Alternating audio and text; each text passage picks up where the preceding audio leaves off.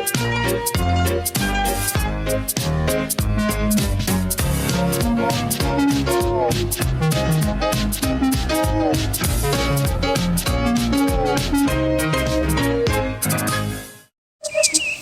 was a beautiful morning on the island of Sodor.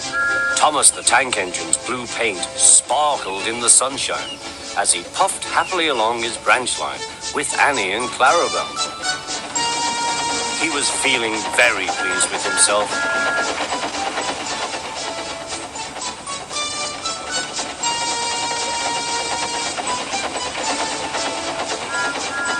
"Hello, Thomas," whistled Percy. "You look splendid." "Yes, indeed," boasted Thomas. "Blue is the only proper color for an engine." "Oh, I don't know. I like my brown paint," said Toby. "I've always been green. I wouldn't want to be any other color either," added Percy. Well, anyway, huffed Thomas, "blue is the only color for a really useful engine. Everyone knows that." Percy said no more. He just grinned at Toby. Later, Thomas was resting when Percy arrived. A large hopper was loading his trucks full of coal. Thomas was still being cheeky. "Careful," he warned. "Watch out with those silly trucks." Go on, muttered the trucks. "And by the way," went on Thomas, "those buffers don't look very safe to me." The last load poured down. "Help! I'm choking!" cried Thomas. "Get me out!" Percy was worried, but he couldn't help laughing. Thomas's smart blue paint was covered in coal dust from smoke box to bunker. "Ha ha," chuckled Percy. "You don't look really useful now, Thomas. You look really disgraceful." "I'm not disgraceful," choked Thomas. "You did that on purpose. Get me out."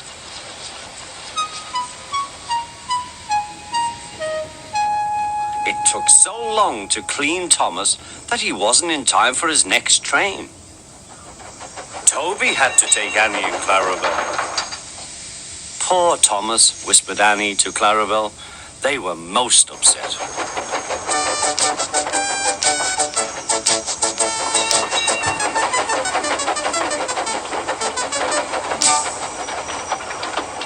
Thomas was grumpy in the shed that night. Toby thought it a great joke, but Percy was cross with Thomas for thinking he had made his paint dirty on purpose.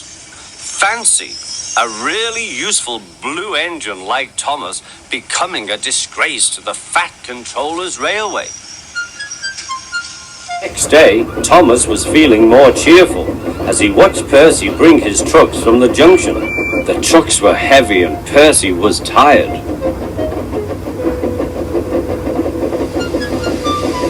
"Have a drink," said his driver, "then you'll feel better." The water column stood at the end of the siding with the unsafe buffers. Suddenly, Percy found that he couldn't stop. The buffers didn't stop him either. "Oh!" wailed Percy, "help!" The buffers were broken and Percy was wheel deep in coal. It was time for Thomas to leave. He had seen everything. "Now Percy has learned his lesson too," he chuckled to himself.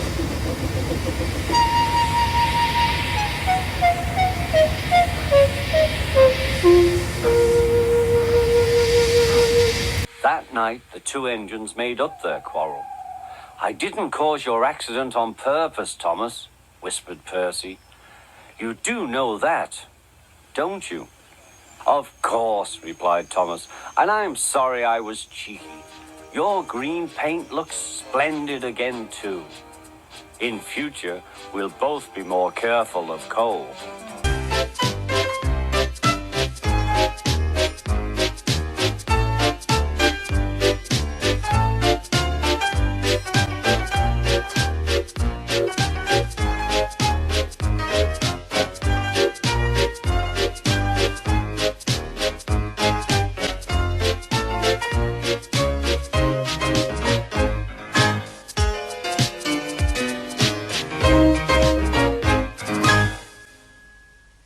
Edward was getting old.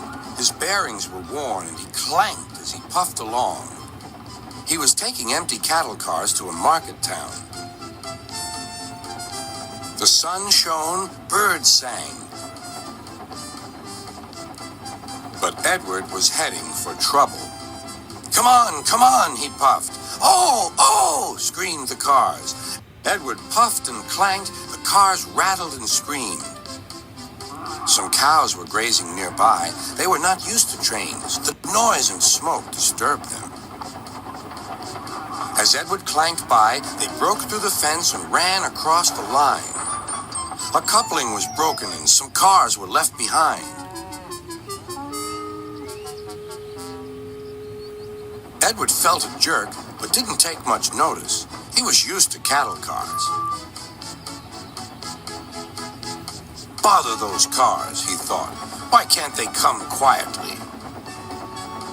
He was at the next station before either he or his driver realized what had happened.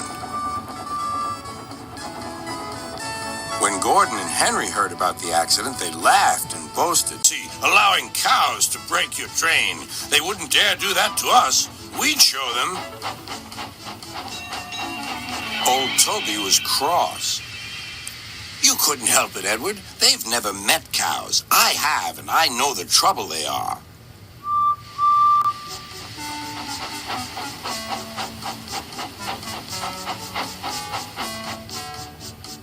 Some days later, Gordon rushed through Edward's station. Boop, boop. Mind the cows. Hurry, hurry, puffed Gordon.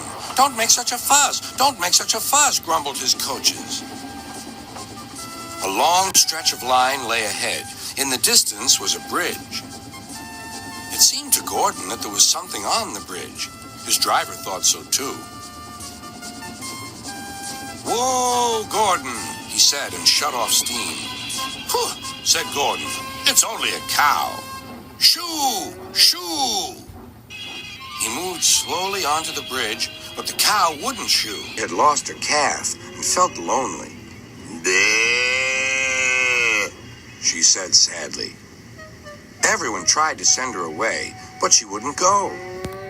Henry arrived.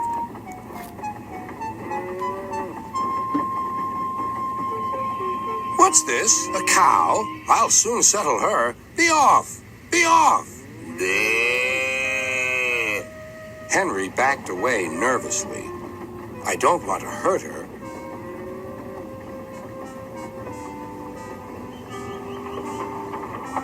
At the next station, Henry's conductor told them about the cow and warned the signalman that the line was blocked.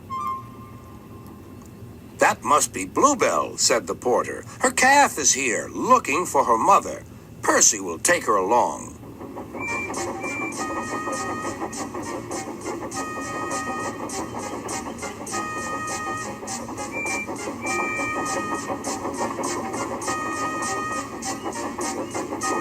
At the bridge, Bluebell was very pleased to see her calf again, and the porter led them away.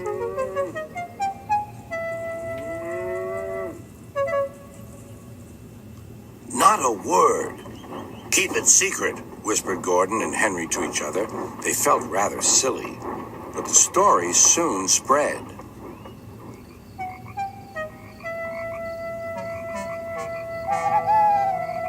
Well, well, well, chuckled Edward. Two big engines afraid of a cow. Afraid? Rubbish, said Gordon. We didn't want the poor thing to hurt herself by running up against us. We stopped so as not to excite her. You see what I mean, my dear Edward? Yes, Gordon, said Edward. Gordon felt somehow that Edward saw only too well.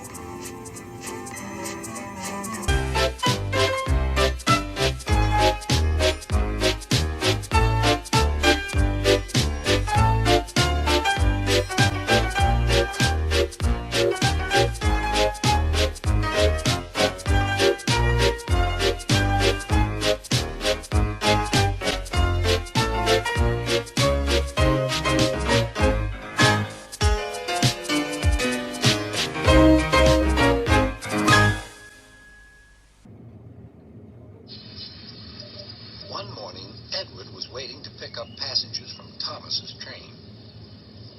Beep, beep. We're late.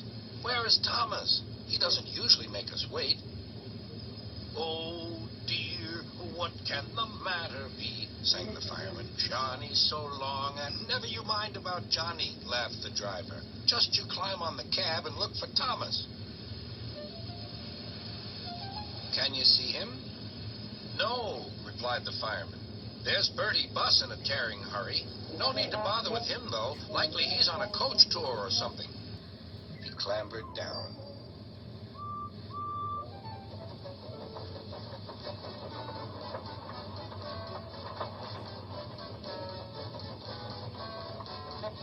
Stop! Stop! I've got Thomas's passengers, wailed Bertie, roaring up to the gates. It was no good. Edward was gone.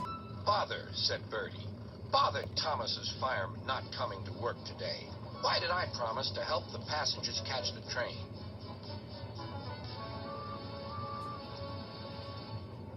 That will do, Bertie, said his driver.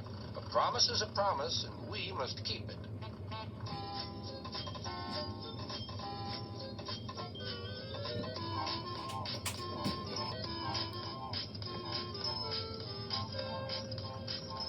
I'll catch Edward or bust, said Bertie.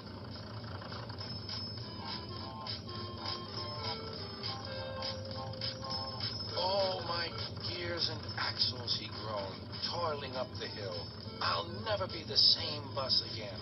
Hooray, hooray, I see him, cheered Bertie as he reached the top. Oh, no, Edward's at the station. No, he stopped at a crossing. Hooray, hooray. Bertie tore down the hill. Well done, Bertie, shouted his passengers. Go it. Bertie skidded into the yard. Wait, wait, cried Bertie. He was just in time to see Edward puff away. I'm sorry, said Bertie. Never mind, said the passengers. After him quickly. Third time lucky, you know. Do you think we'll catch him at the next station, driver? There's a good chance, replied the driver. Our road keeps close to the line, and we can climb hills better than Edward. I'll just make sure. He spoke to the station master. Bertie and the passengers waited impatiently. Yes, we'll do it this time, said the driver. Hooray! Called the passengers as Bertie chased after Edward once more.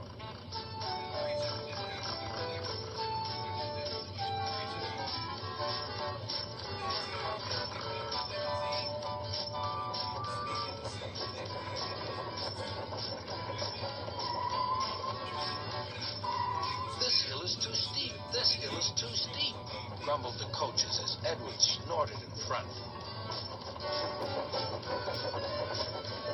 They reached the top at last and ran smoothly into the station.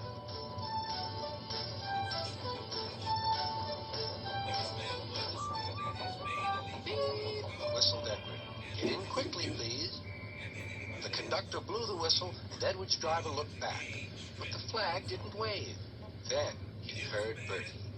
Everything seemed to happen at once, and the station master told the conductor and driver what had happened.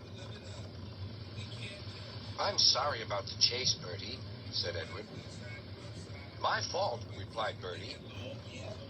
Late at Junction, you didn't know about Thomas's passengers? Beep, beep. Goodbye, Bertie. We're off, whistled Edward. 3 cheers for Bertie, called the passenger. Bertie raced back to tell Thomas that all was well.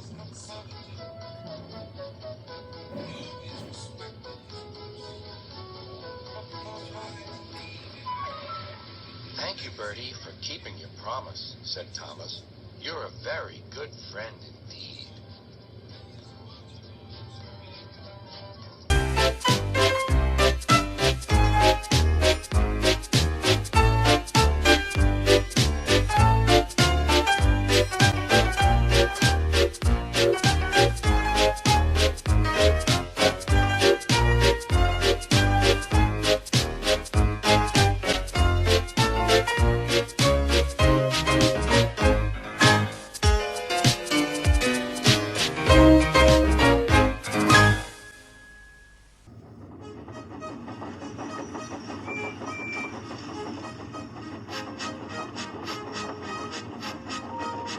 Sir Topham Hatt works his engines hard, but they are very proud when he calls them really useful.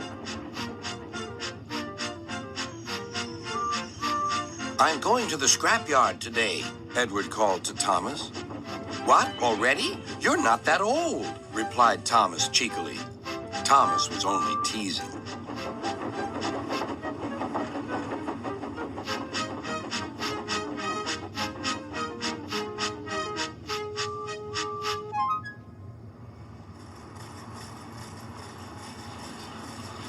The scrapyard is full of rusty old parts and machinery.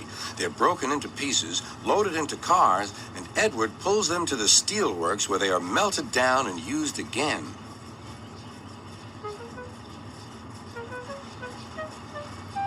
Today, there was a surprise waiting for Edward in the yard. It was a traction engine. Hello, said Edward. You're not broken and rusty. What are you doing here? I'm Trevor. They're going to break me up next week. What a shame, said Edward. My driver says I only need some paint, polish, and oil to be as good as new, but my owner says I'm old-fashioned. Edward snorted. People say I'm old-fashioned, but I don't care. Sir Topham Hatt says I'm a useful engine. What work did you do? My owner would send us from farm to farm. We threshed corn, hauled logs, and did lots of other work. The children loved to see us. Trevor shut his eyes, remembering. Oh, yes, I like children. Edward set off for the station. Broken up, what a shame. Broken up, what a shame. I must help Trevor. I must. He thought of all his friends who liked engines, but strangely, none of them would have room for a traction engine at home. It's a shame, he hissed. Then, beep, beep. Why didn't I think of him before? There on the platform was the very person.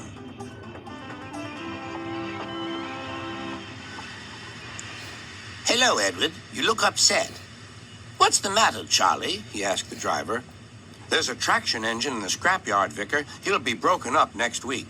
Jem Cole says he never drove a better engine. Do save him, sir. He saws wood and gives children rides. We'll see, replied the vicar. Jem Cole came on Saturday. The Reverend is coming to see you, Trevor. Maybe he'll buy you. Do you think he will? Asked Trevor. He will when I've lit your fire and cleaned you up. The vicar and his two boys arrived that evening. Trevor hadn't felt so happy for months. He chuffered about the yard. Show your paces, Trevor, said the vicar.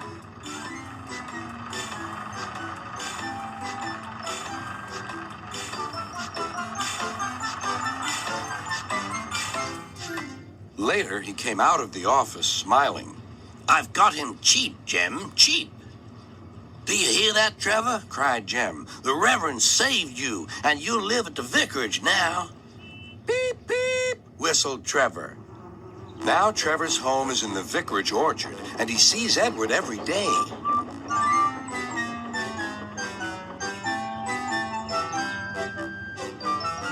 His paint is spotless, and his brass shines like gold. Trevor likes his work, but his happiest day is the church fair. With a wooden seat bolted to his bunker, he chuffers round the orchard, giving rides to children.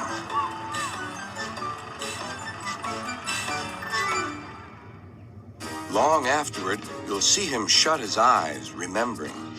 I like children, he whispers happily.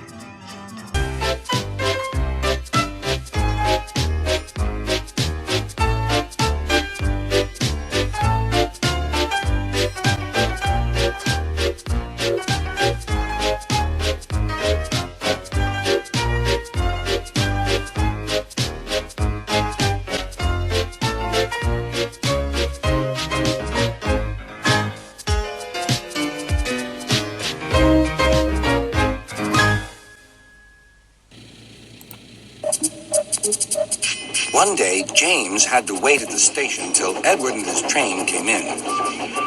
This made him cross. Late again! Edward laughed and James fumed away.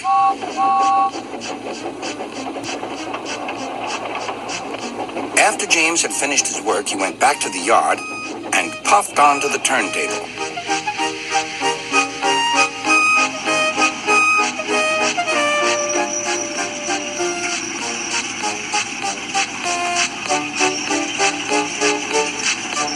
He was still feeling very bad-tempered. Edward is impossible, he grumbled to the others. He clanks about like a lot of old iron, and he is so slow, he makes us wait. Thomas and Percy were indignant. Old iron? Slow? Why, Edward could beat you in a race any day. Really, said James. I should like to see him do it.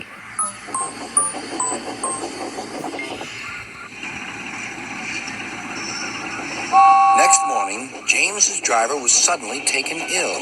He could hardly stand, so the fireman uncoupled James ready for shunting. James was impatient. Suddenly, the signalman shouted. There was James puffing away down the line. All traffic halted, called the signalman. Then he told the fireman what had happened. Two boys were on James's footplate fiddling with the controls. Phew. They tumbled off and ran when James started. The signalman answered the telephone. Yes? He's here. Right. I'll tell him. The inspector's coming at once. He wants a shunter's pole and a coil of wire rope. What for? Wondered the fireman. Search me, but you'd better get them quickly. The fireman was ready when Edward arrived.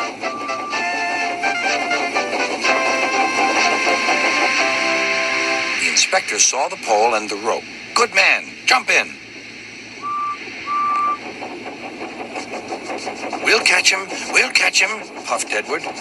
James was laughing.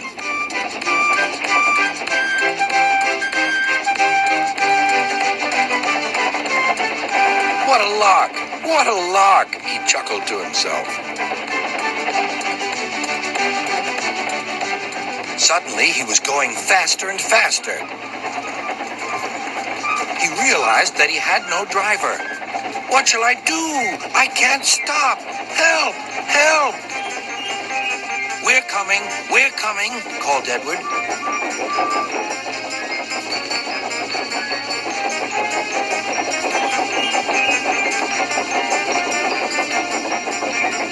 Edward was panting up behind with every ounce of steam he had.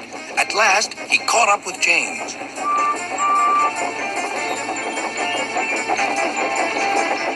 Steady, Edward, called his driver. The inspector stood on Edward's front, holding a noose of rope in the crook of the shunter's pole. He was trying to slip it over James's buffer. The engines swayed and lurched. At last, got him, he shouted. He pulled the noose tight. Gently braking, Edward's driver checked the engine speed, and James's fireman scrambled across and took control. So, the old iron caught you after all, chuckled Edward. I'm sorry, whispered James. Thank you for saving me. You were splendid, Edward. That's all right, replied Edward. The engines arrived at the station side by side. Sir Topham Hatt was waiting. A fine piece of work, he said. James, you can rest and then take your train. I'm proud of you, Edward. You shall go to the works and have your worn parts mended. Oh, thank you, sir, said Edward. It'll be lovely not to clank.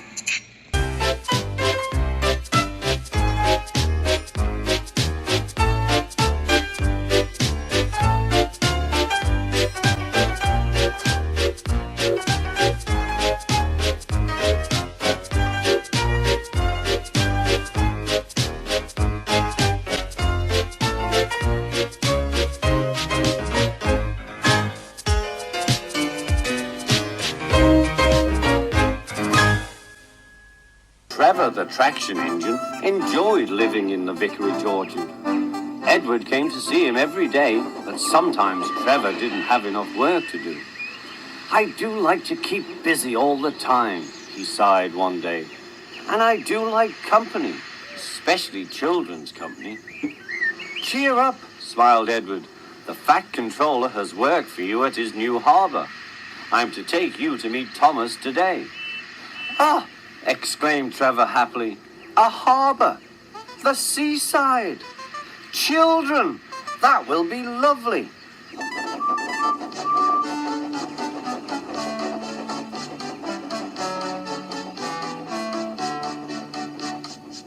Thomas was on his way to the harbor with a trainload of metal pilings.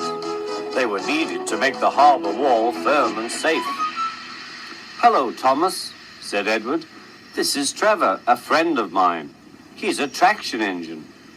Thomas eyed the newcomer doubtfully. "A what engine?" he asked. "A traction engine," explained Trevor. "I run on roads instead of rails. Can you take me to the harbor, please?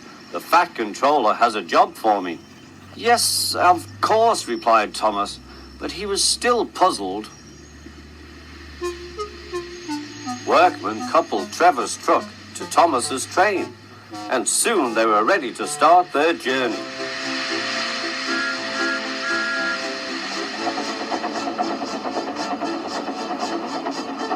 "I'm glad the Fat Controller needs me," called Trevor. "I don't have enough to do sometimes, you know, although I can work anywhere, in orchards, on farms, in scrapyards, even at harbors." "But you don't run on rails," puffed Thomas. "I'm a traction engine. I don't need rails to be useful," replied Trevor. "You wait and see." When they reached the harbor, they found everything in confusion.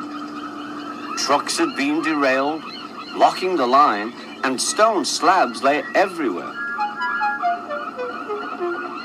"We must get these pilings past," said Thomas's driver. "They are essential.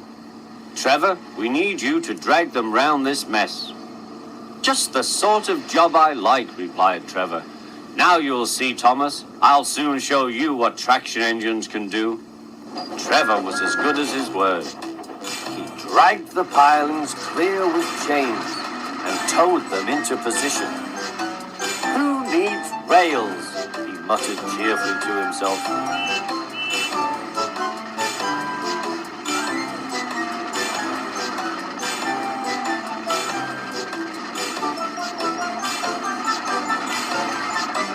Later, Thomas brought Annie and Clarabelle to visit him. Thomas was most impressed. "Now I understand how useful a traction engine can be." The coaches were full of children. Trevor gave them rides along the harbor. He liked this best of all.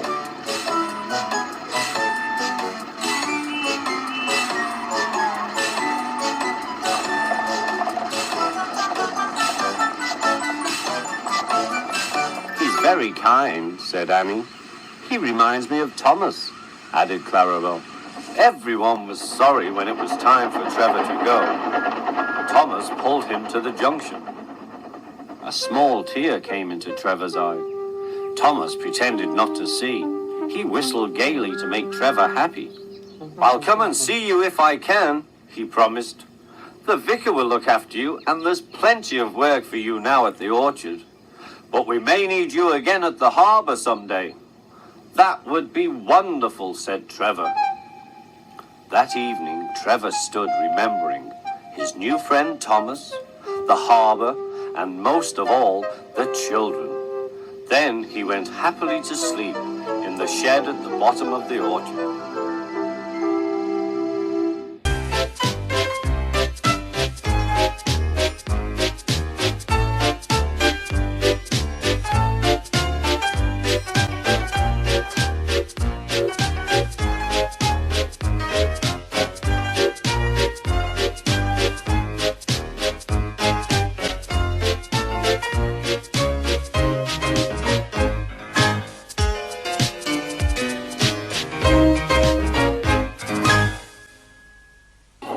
Percy works in the yard at the big station.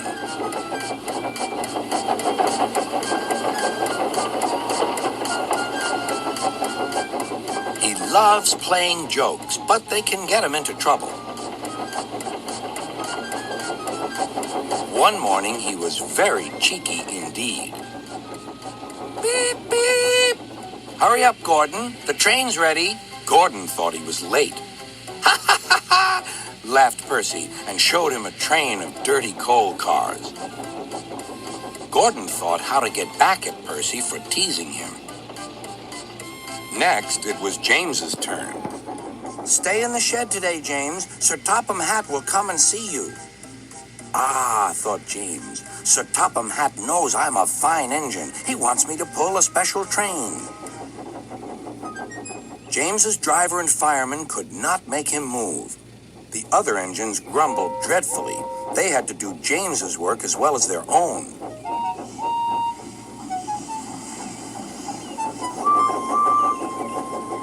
At last, the inspector arrived. Show a wheel, James. You can't stay here all day.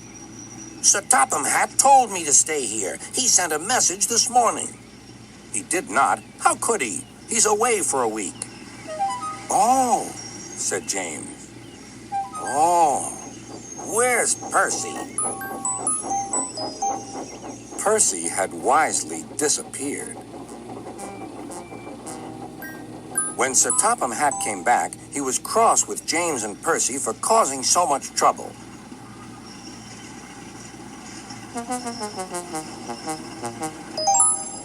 But the very next day, Percy was still being cheeky.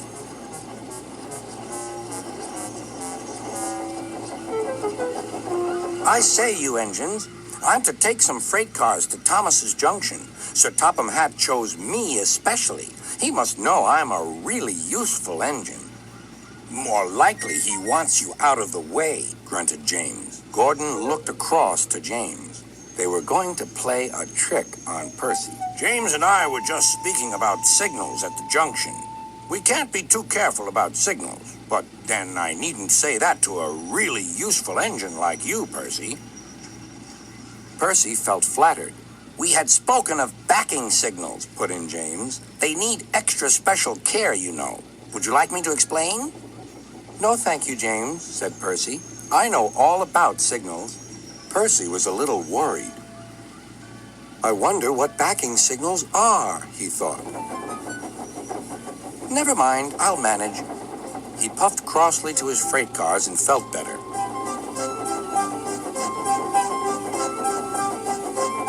Came to a signal. Bother, it's a danger. The signal moved to show line clear. Its arm moved up instead of down. Percy had never seen that sort of signal before. Down means go, and up means stop. So upper still must mean go back. I know, it's one of those backing signals. Come on, Percy, said his driver. Off we go. Stop, you're going the wrong way. But it's a backing signal, Percy protested and told him about Gordon and James. The driver laughed and explained. Oh dear, said Percy. Let's start quickly before they see us. He was too late. Gordon saw everything.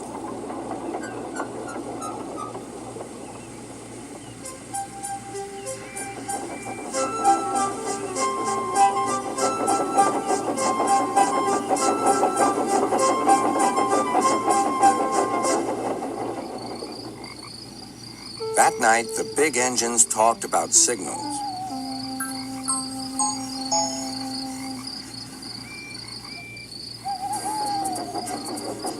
They thought the subject was funny. Percy thought they were being very silly.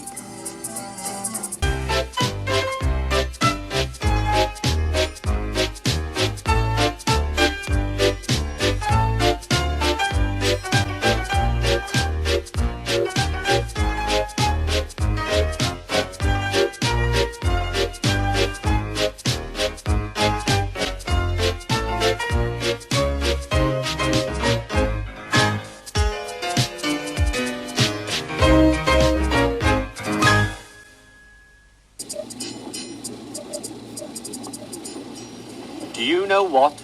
Asked Percy. What? grunted Gordon. Do you know what? Silly, said Gordon. Of course I don't know what. If you don't tell me what is. The Fat Controller says that the work in the yard is too heavy for me. He's getting a bigger engine to help me. Rubbish, said James. Any engine could do it. If you worked more and chatted less, this yard would be a sweeter, a better, and a happier place. Percy went off to fetch some coaches. That stupid old signal, he thought. He was remembering the time he'd misunderstood a signal and gone backwards instead of forwards. No one listens to me now.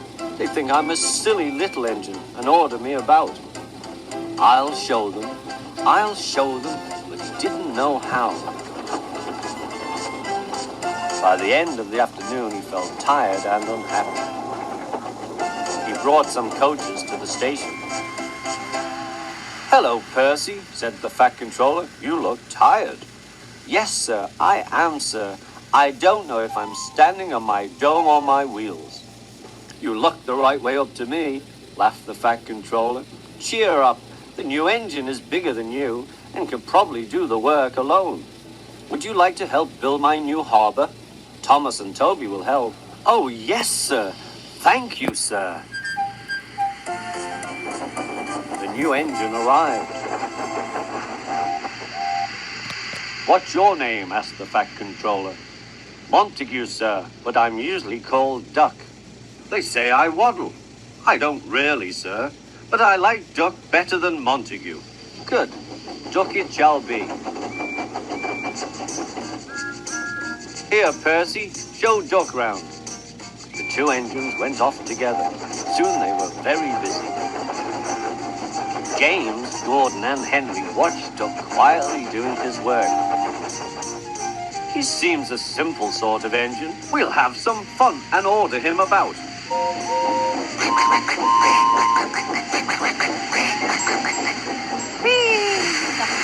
Smoke billowed everywhere.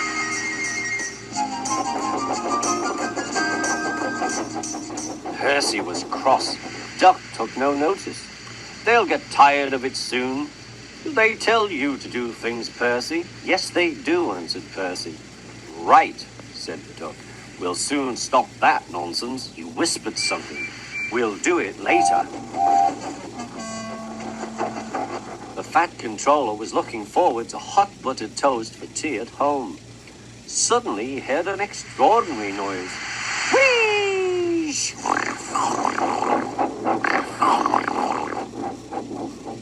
Bother, he said, and hurried to the yard. Duck and Percy calmly sat on the points outside the shed, refusing to let the engines in. Gordon, James, and Henry were furious. Stop that noise, bellowed the Fat Controller. They won't let us in, hissed Gordon. Duck explained this behavior. Beg pardon, sir, but I'm a Great Western engine. We do our work without fuss. But begging your pardon, sir, Percy and I would be glad if you would inform these engines that we only take orders from you. Silence! Snapped the Fat Controller. Percy and Duck, I am pleased with your work today, but not with your behavior tonight. You have caused a disturbance. Gordon, Henry, and James sniggered. As for you, thundered the Fat Controller, you've been worse. You made the disturbance. Duck is quite right. This is my railway, and I give the orders. After Percy went away, Duck was left to manage alone. He did so, easily.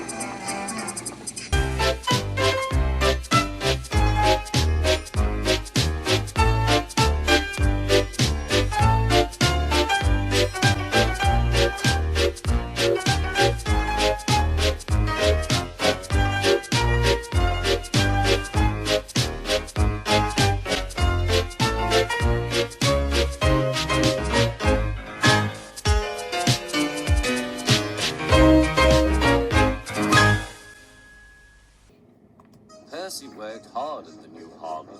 The workmen needed stone for their building. Toby helped, but sometimes the loads of stone were too heavy, and Percy had to fetch them for himself.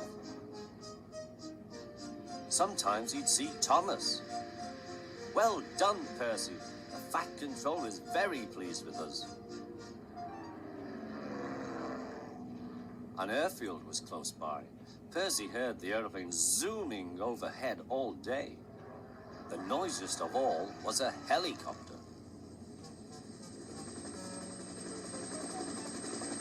"Stupid thing," said Percy. "Why can't it go and buzz somewhere else?" One day, Percy stopped at the airfield. "Hello," said Percy. "Who are you?" "I'm Harold," said the helicopter. "Who are you?" "I'm Percy. What really great arms you've got." "They're nice arms," said Harold. "I can hover like a bird. Don't you wish you could hover?" "Certainly not. I like my rails, thank you." "I think railways are slow," said Harold. "They're not much use and quite out of date." He whirled his arms and buzzed away.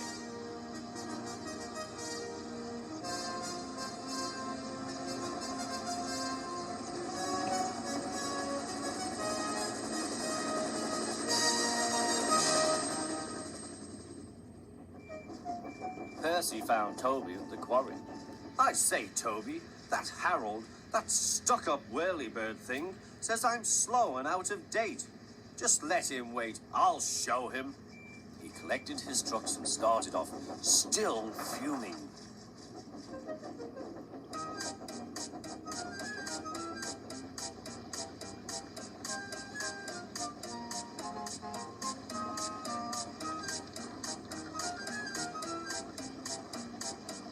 Soon they heard a familiar buzzing. "Percy," whispered his driver, "there's Harold. He's not far ahead. Let's race him." "Yes, let's," said Percy.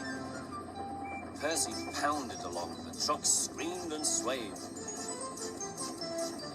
"Well, I'll be a ding-dong-dang," said the driver. There was Harold. The race was on. "Go it, Percy," he yelled. "You're gaining." Percy had never been allowed to run fast before. He was having the time of his life. "Hurry, hurry, hurry," he panted to the trucks. We don't want to," they grumbled. It was no use. Percy was bucketing along with flying wheels, and Harold was high and alongside.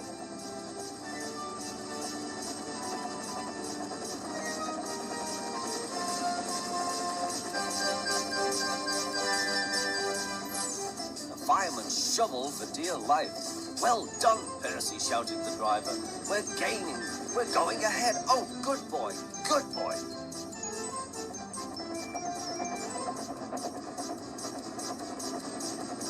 A distant signal warned them that the harbor wharf was near. "Beep, beep, beep! Brakes! God, please!" The driver carefully checked the train's headlong speed.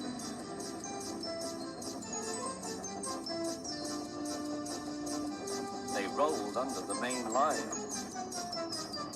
and halted on the wharf. "Oh dear," groaned Percy. "I'm sure we've lost."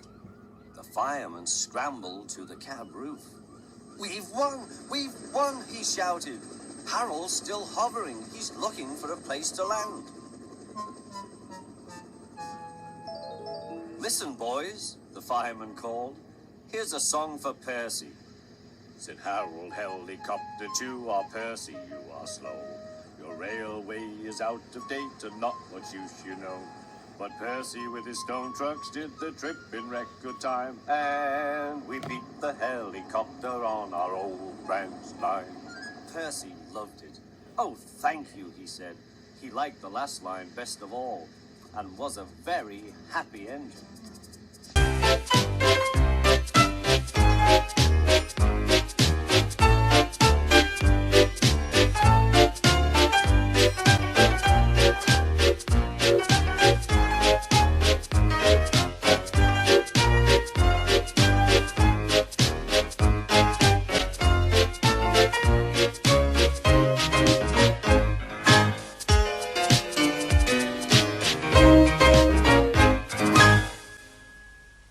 Thomas the tank engine was ill.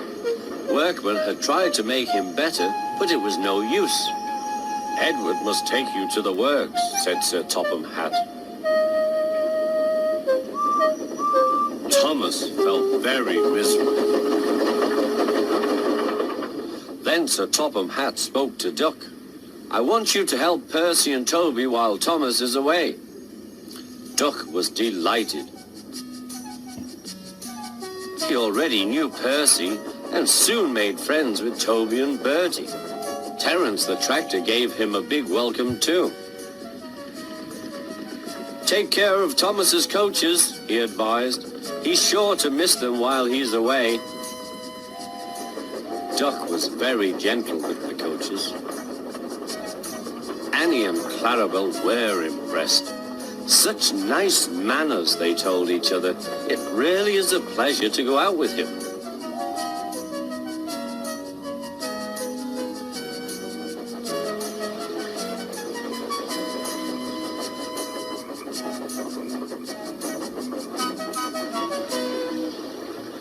When Thomas came back, Annie and Clarabel told him how well Duck had managed. Thomas was so pleased to be home that he soon forgot to be jealous.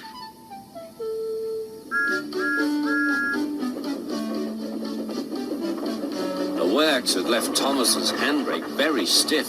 It made his brakes seem as if they were hard on, when in fact they were not.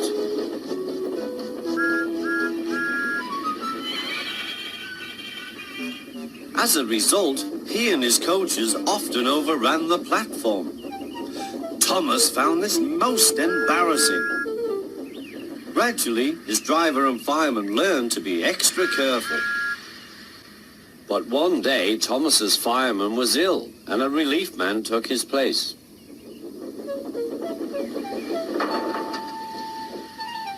The fireman had fastened the coupling and joined the driver and station master on the platform to wait for Henry's passengers. The fireman had forgotten all about Thomas's handbrake. Thomas simmered happily. Not long now, he thought, as he saw Henry slowly approaching.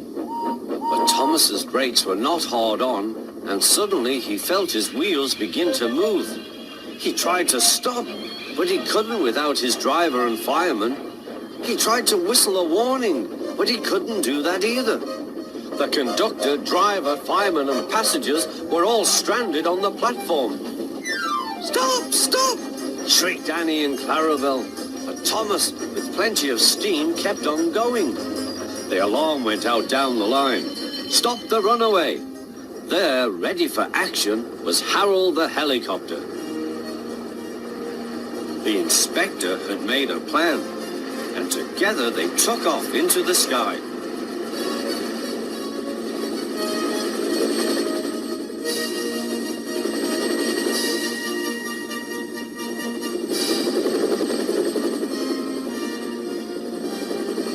At last, Thomas was tiring.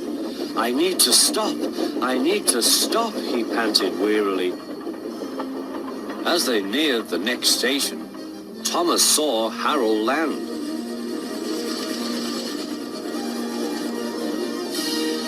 They entered the platform slowly enough for the inspector to act. Judging his moment, the inspector scrambled into the cab and screwed the brake hard on. At last, Thomas stopped. Both he and the inspector were very relieved. Then they thanked Harold. "Think nothing of it," wailed Harold. "Glad to be of service any time." "Phew," remarked the inspector. "We must never let this happen again, Thomas." Wearily, Thomas agreed with him.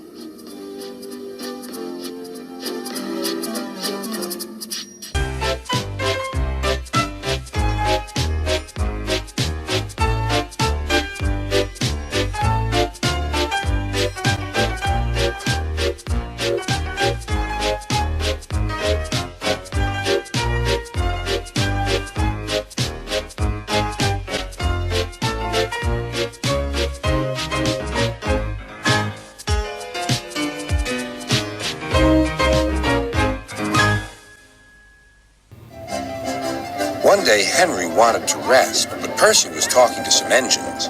He was telling them about the time he had braved bad weather to help Thomas.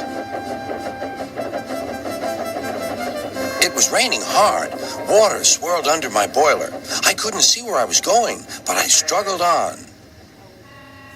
Oh, Percy, you are brave. Well, it wasn't anything really. Water's nothing to an engine with determination. Tell us more, Percy. What are you engines doing here? Hissed Henry. This shed is for Sir Topham Hatt's engines. Go away. Silly things, Henry snorted.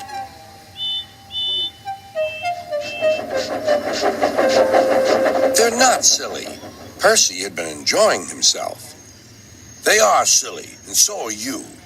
Water's nothing to an engine with determination. Huh. Anyway, said cheeky Percy, I'm not afraid of water. I like it. He ran off to the harbor singing. Once an engine attached to a train was afraid of a few drops of rain. No one ever lets me forget the time I wouldn't come out of the tunnel in case the rain spoiled my paint, huffed Henry.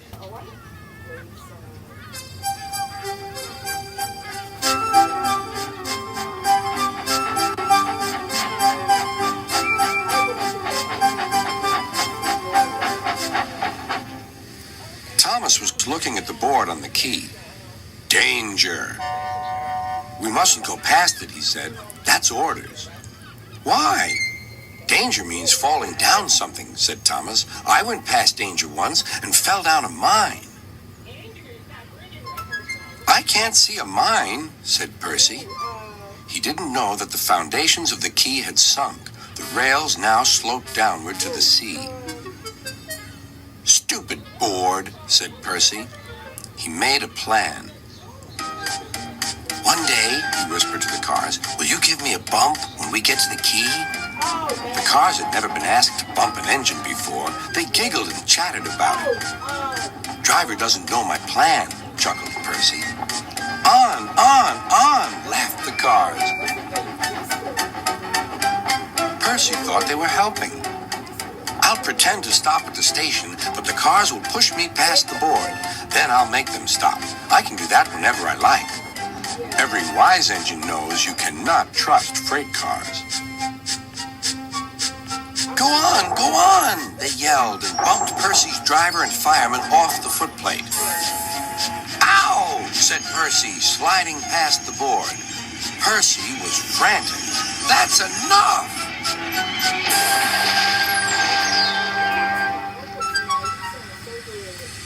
Percy was sunk.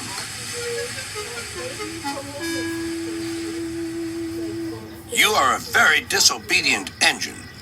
Percy knew that voice. Please, sir, get me out, sir. I'm truly sorry, sir.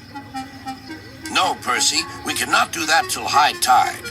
I hope it will teach you to take care of yourself. Yes, sir. It was dark when they brought floating cranes to rescue Percy. He was too cold and stiff to move by himself.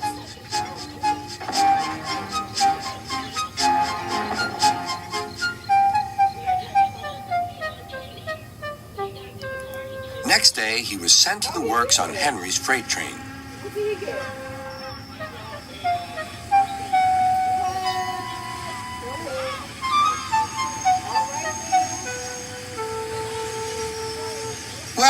Well, chuckled Henry. Did you like the water?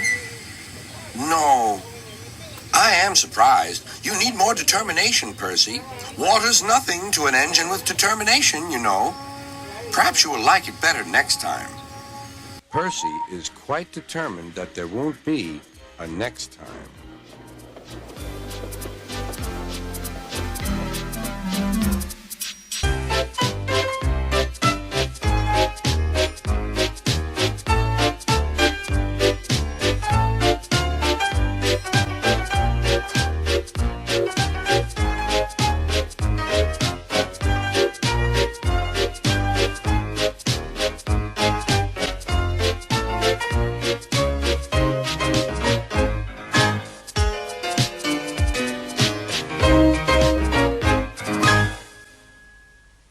Doc is very proud of being Great Western. He talks endlessly about it. but he works hard too and makes everything go like clockwork. It was a splendid day.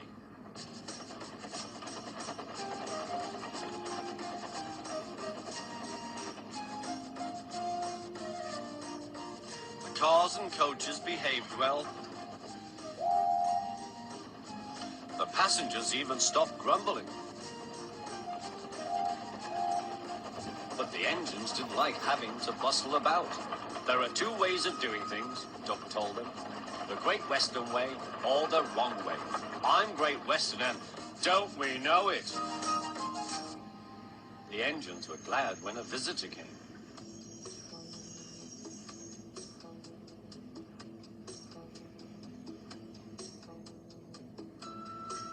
He purred smoothly towards them. Sir Topham Hatt introduced him. Here is Diesel. I have agreed to give him a trial. He needs to learn. Please teach him, Duck. Good morning, purred Diesel in an oily voice. Pleased to meet you, Duck. Is that James and Henry and Gordon too? I am delighted to meet such famous engines.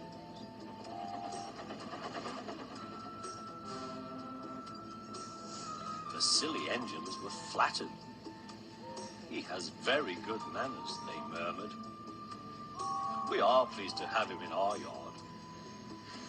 Duck had his doubts. Come on, he said. Diesel purred after him. You're worthy, said Topham Hatt to you, ordered Duck. Diesel looked hurt. Your worthy Sir Topham Hatt thinks I need to learn. He is mistaken. We Diesels don't need to learn. We know everything. We come to a yard and improve it. We are revolutionary. Oh, said Duck, if you're Rever Thingamy, perhaps you would collect my cars while I fetch Gordon's coaches. Diesel, delighted to show off, purred away. When Duck returned, Diesel was trying to take some cars from a siding. They were old and empty. They had not been touched for a long time. Diesel found them hard to move. Pull! Push! Backwards! Forwards! Oh-wee! Oh-wee! The cars groaned. We can't! We won't! Duck watched with interest. Diesel lost patience. Grrr, grrr, he roared and gave a great heave. The cars jerked forward. Oh, oh, they screamed.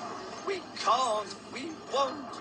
Some of their brakes snapped, and the gear jammed in the sleepers. Arr, grr, oh, ha, ha, ha, chuckled Duck. Diesel recovered and tried to push the cars back, but they wouldn't move. Duck ran quietly round to collect the other cars. Thank you for arranging these, Diesel. I must go now. Don't you want this lot? No, thank you. Diesel gulped. And I've taken all this trouble. Why didn't you tell me? You never asked me. Besides, said Duck, you were having such fun being Rev whatever it was you said. Goodbye. Arr, grr. Oh. Diesel had to help the workmen clear the mess. He hated it. All the cars were laughing and singing at him. Cars waiting in the yard, tackling them with Diesel. Show the world what I can do, gaily boasts the Diesel. In and out he creeps about like a big black weasel. When he pulls the wrong cars out, up goes the Diesel. Growled Diesel. He scuttled away to sulk in the shed.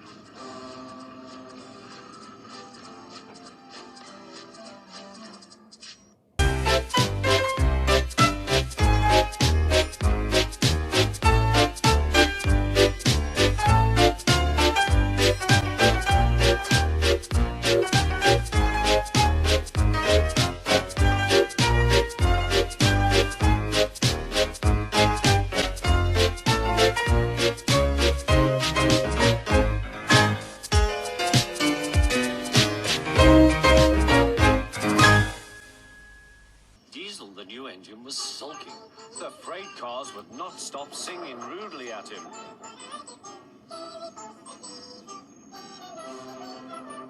Duck was horrified.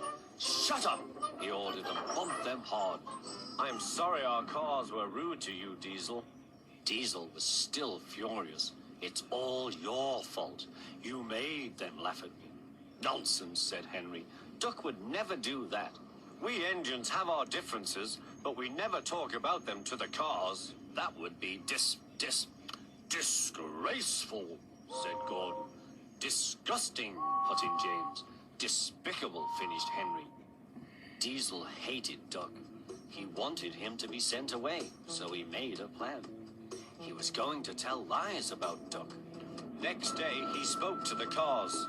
"I see you like jokes. You made a good joke about me yesterday. I laughed and laughed. Duck told me one about Gordon. I'll whisper it. Don't tell Gordon I told you." And he sniggered away.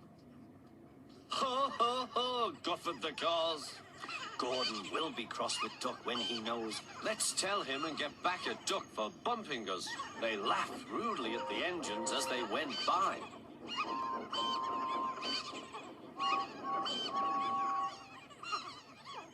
Soon Gordon, Henry, and James found out why. "Disgraceful," said Gordon. "Disgusting," said James. "Despicable," said Henry. "We cannot allow it." They consulted together. "Yes," they said. "He did it to us. We'll do it to him and see how he likes it." Duck was tired out.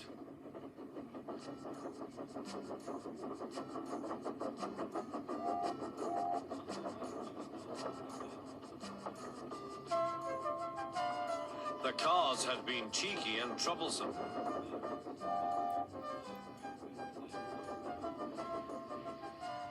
He wanted a rest in the shed.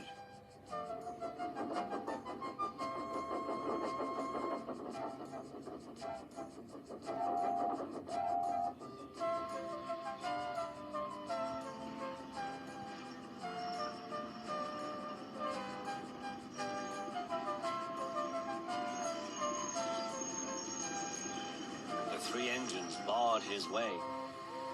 Whoosh! "Keep out." "Stop fooling," said Duck. "I'm tired." "So are we," hissed the engines. "We are tired of you. We like Diesel. We don't like you. You tell tales about us to the cars." "I don't." "You do." "I don't." "You do."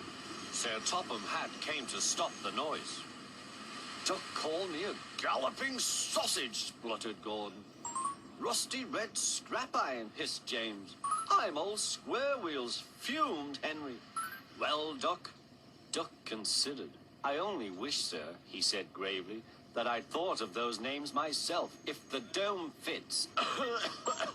"He made cars laugh at us," accused the engines. Sir Topham Hatt recovered. He'd been trying not to laugh himself. "Did you, Duck?" "Certainly not, sir. No steam engine would be as mean as that." Diesel lurked up. "Now, Diesel, you heard what Duck said." "I can't understand it, sir. To think that Duck of all engines. I am dreadfully grieved, sir, but know nothing." "I see," said Sir Topham Hatt. Diesel squirmed and hoped he didn't. "I'm sorry, Duck, but you must go to Edward's station for a while. I know he will be glad to see you." "As you wish, sir." Duck trundled sadly away, while Diesel smirked with triumph.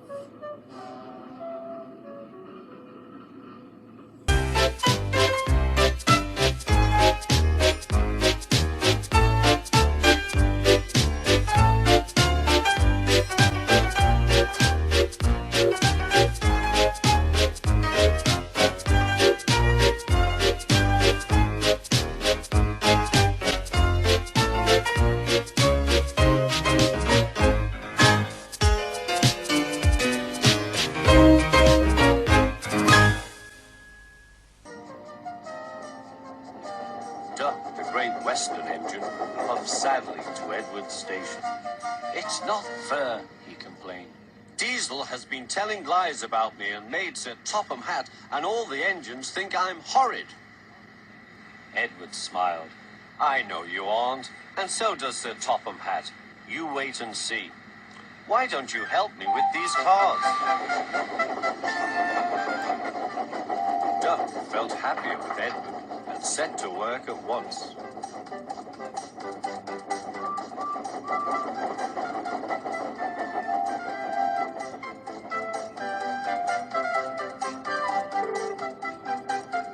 The cars were silly, heavy, and noisy.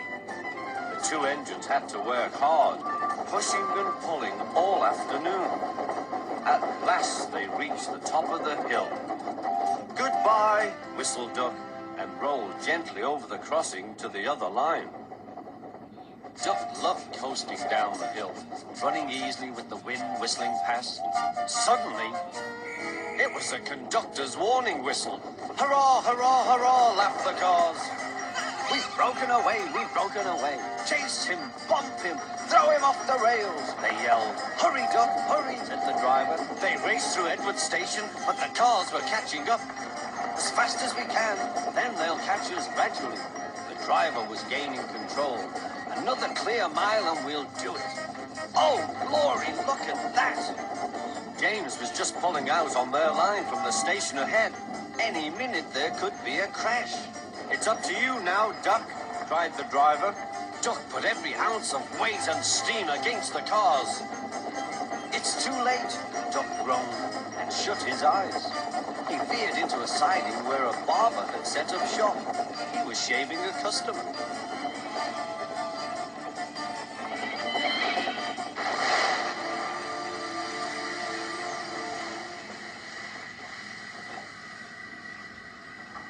The silly cars had knocked their conductor off his van and left him far behind after he had whistled a warning. But the cars didn't care. They were feeling very pleased with themselves. Beg pardon, sir, gasped Duck. Excuse my intrusion. No, I won't, said the barber. You frighten my customers. I'll teach you. And he lathered Duck's face all over. Poor Duck. Thomas was helping to pull the cars away when Sir Topham Hatt arrived. I do not like engines hopping through my walls, fumed the barber. I appreciate your feelings, said Sir Topham Hatt, but you must know that this engine and his crew have prevented a serious accident. It was a very close, shave. Oh, said the barber. Oh, excuse me. He filled a basin of water to wash Duck's face. I'm sorry. I didn't know you were being a brave engine. That's all right, sir. I didn't know that either. You were very brave indeed, said Sir Topham Hatt. I'm proud of you. Sir Topham Hatt watched the rescue operation. Then he had more news for Duck. And when you are properly washed and mended, you are coming home. Home, sir? Do you mean the yard? Of course. But, sir, they don't like me. They like Diesel. Not now. I never believed Diesel, so I sent him packing. The engines are sorry and want you back.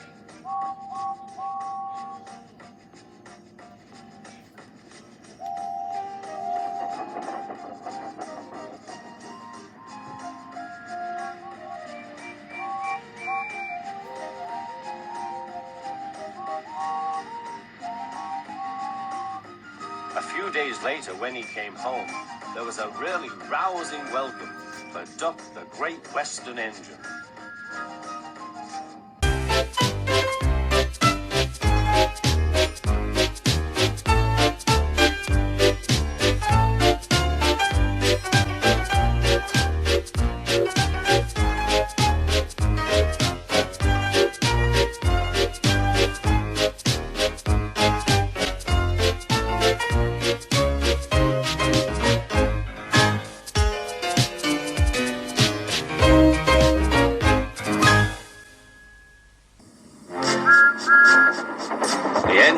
Finding life difficult.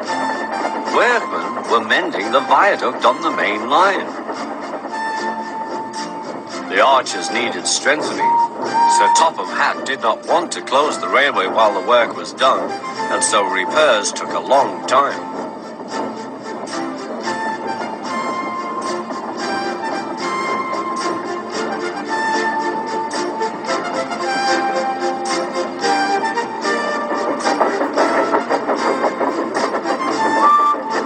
The engines had to take great care when crossing the viaduct, and the delay often made them late on their journey to the junction, where they knew Thomas would be ready to collect his passengers.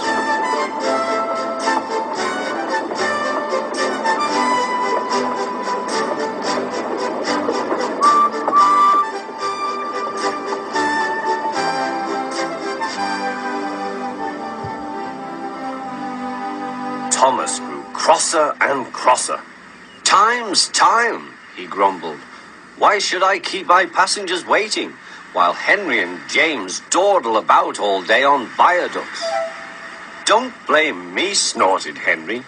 "If we hurried across the viaduct, it might collapse, and then you'd have no passengers at all. What would you do then?"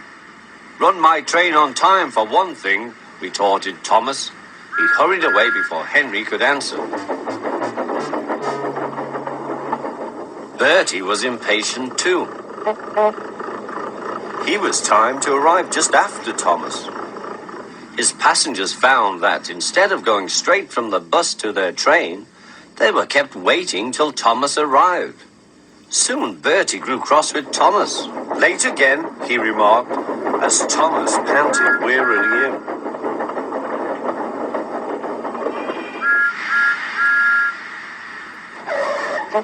"We may be friends, but I thought you could go fast, Thomas.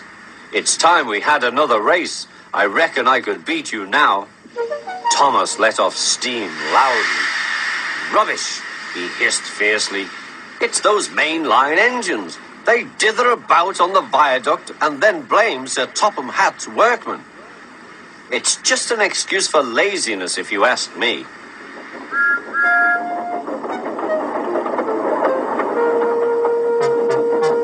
One day, James was later than ever at the junction. "I'm sorry, Thomas," he puffed. "I was held up at the station, and the viaduct made it worse." "It's lucky for you I'm a guaranteed connection," grumbled Thomas. Before James could answer, he puffed importantly away. Come along," he panted to the coaches. Annie and Clarabelle did their best, but Thomas soon found that he couldn't save much time.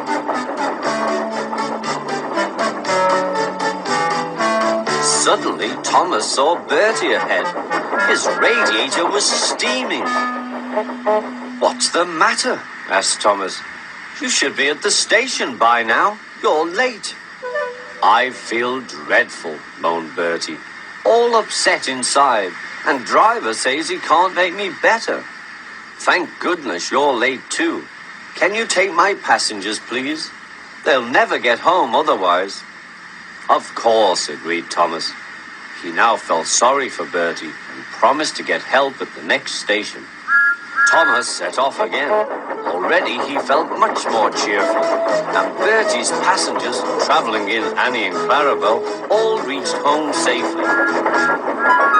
When Bertie was better, he came to thank Thomas. "I'm sorry I teased you about being late," he said. "That's all right," said Thomas. "I'm glad I could help. There are times when being late isn't such a bad thing after all." With a last cheerful greeting, the two friends went back to work.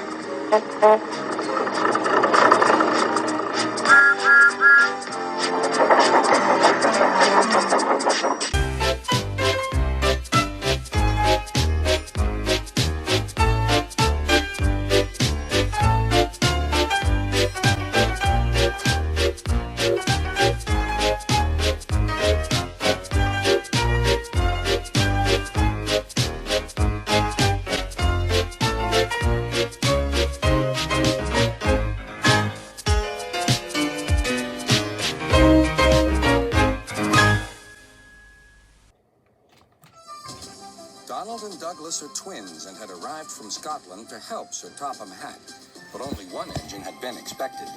The twins meant well, but did cause confusion. Sir Topham Hatt had given them numbers, Donald 9 and Douglas 10, but he was still planning to send one engine home.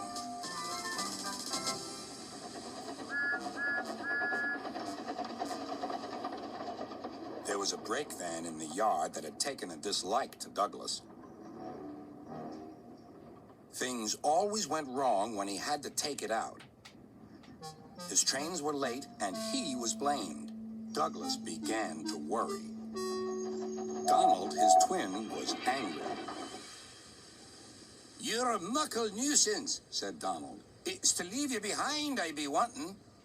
"You can't," said the brake van. "I'm essential." "Ah, are you?" Donald burst out. "You're nothing but a screeching and a noise when all's said and done. Spite doggy, would you? Take that!" "Oh! Oh!" cried the van. "There's more coming should you misbehave." The van behaved better after that. Until one day, Donald had an accident. The rails were slippery. He couldn't stop in time.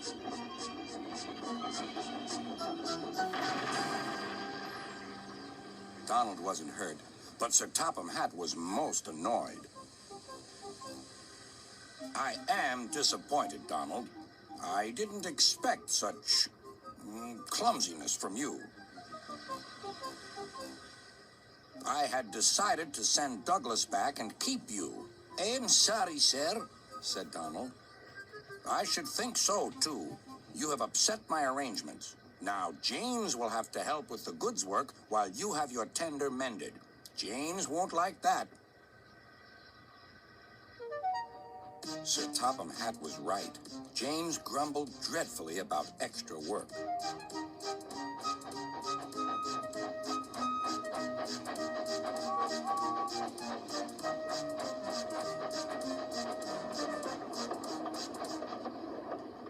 "Anyone would think," said Douglas, "that Donald had had his accident on purpose. I heard tell about an engine and some tar wagons." "Shut up," said James. "It's not funny." He didn't like to be reminded of his own accident. "Well, well, well. Surely, James, it wasn't you. You didn't say." James didn't say. He slouched sulkily away. "James is cross," snickered the spiteful brake van. "We'll try to make him crosser still." "Hold back," giggled the freight cars to each other. James did his best, but he was exhausted when they reached Edward's station. Luckily, Douglas was there. "Help me up the hill, please," panted James. "These freight cars are playing tricks." "We'll show them," said Douglas.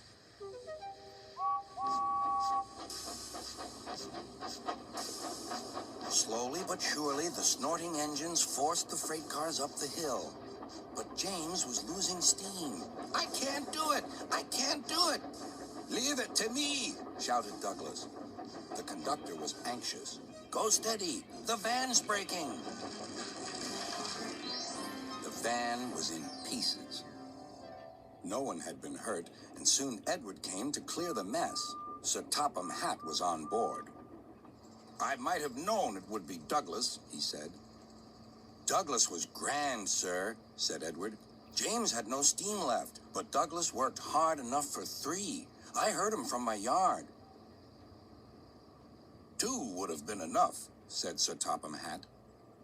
"I want to be fair, Douglas, but I don't know. I really don't know." Sir Topham Hatt was making up his mind about which engine to send away, but that's another story.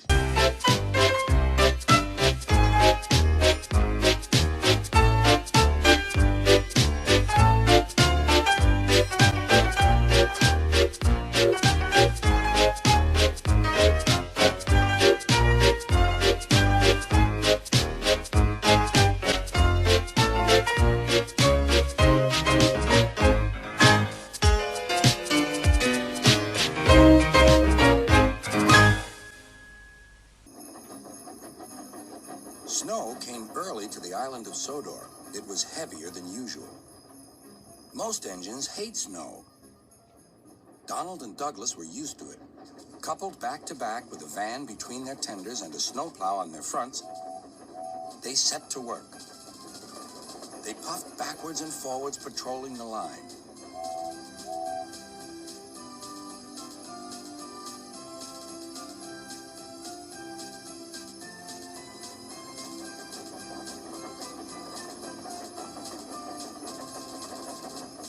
Generally, the snow slipped away easily, but sometimes they found deeper drifts.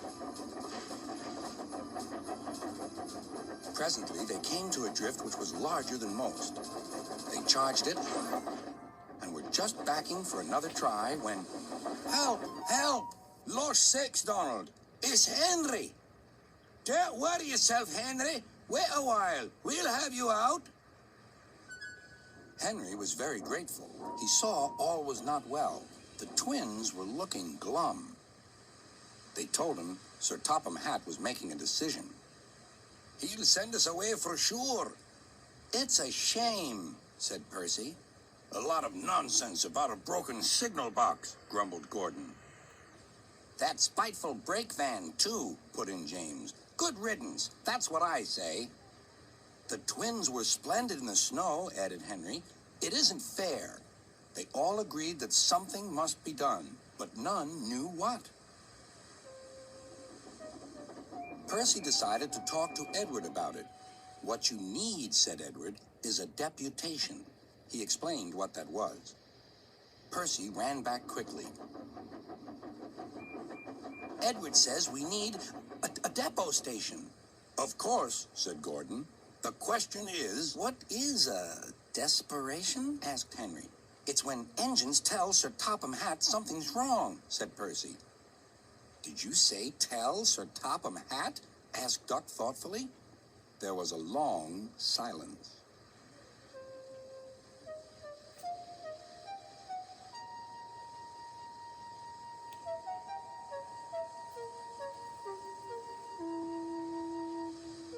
I propose, said Gordon, that Percy be our disputation. Me? Squeaked Percy. I can't. Rubbish, Percy, said Henry. It's easy. That's settled then, said Gordon. Poor Percy wished it wasn't. Hello, Percy. It's nice to be back. Percy jumped. Yes, sir, please, sir. You look nervous, Percy. What's the matter? Please, sir, they've made me a desperation, sir. To speak to you, sir. I don't like it, sir. Sir Topham Hatt pondered. Do you mean a deputation, Percy? Yes, sir, please, sir. It's Donald and Douglas. They say, sir, that if you send them away, sir, well, they'll be turned into scrap, sir. That would be dreadful, sir. Please, sir, don't send them away. Thank you, Percy. That will do. Later, Sir Topham Hatt spoke to the engines. I had a deputation. I understand your feelings, and I've given a lot of thought to the matter. He paused impressively. Donald and Douglas, I hear that your work in the snow was good. You shall have a new coat of paint. The twins were surprised. Thank ye, sir. But your names will be painted on you. We'll have no more mistakes. Thank ye, sir. Does this mean the both of us? Sir Topham Hatt smiled. It means, but the rest of his speech was drowned in a delighted chorus of cheers and whistles.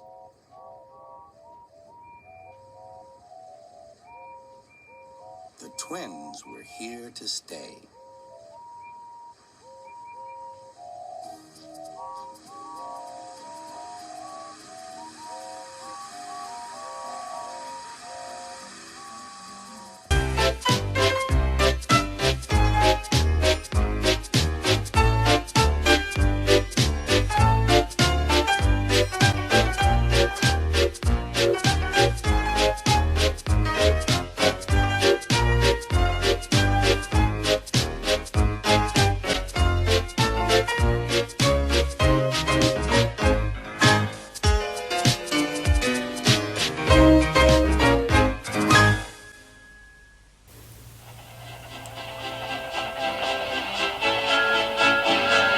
Thomas the tank engine has worked his branch line for many years.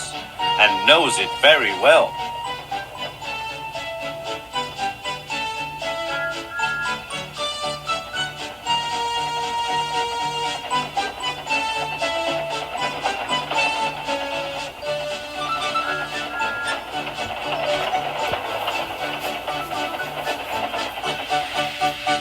You know just where to stop, Thomas, laughed his driver. You could almost manage it without me. Thomas had become conceited. He didn't realize his driver was joking.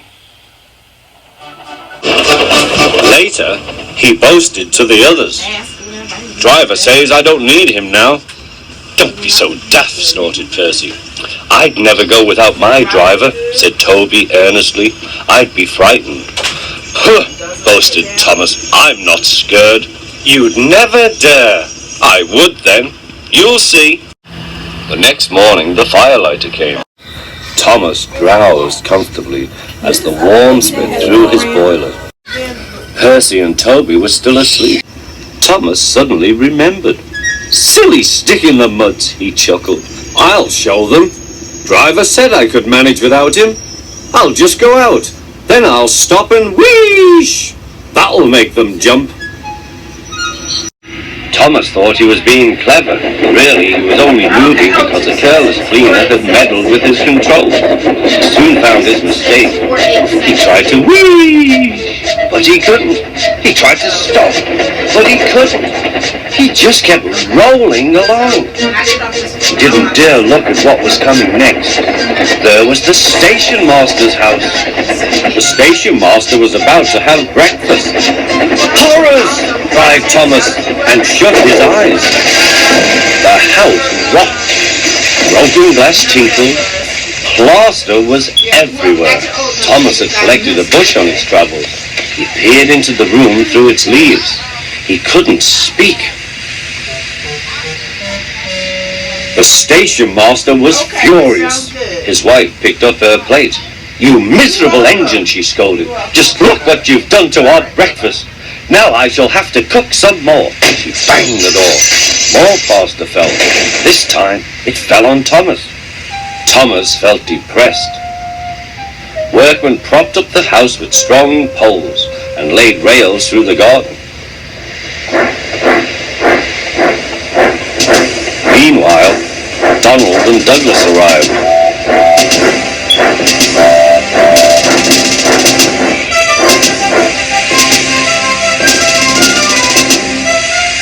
Don't fash yourself, Thomas.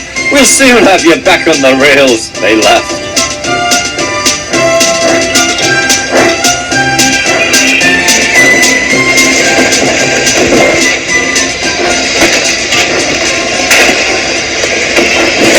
Donald and Douglas, puffing hard, managed to haul Thomas back to safety. Bits of fencing, the bush, and a broken window frame festooned his front, which was badly twisted.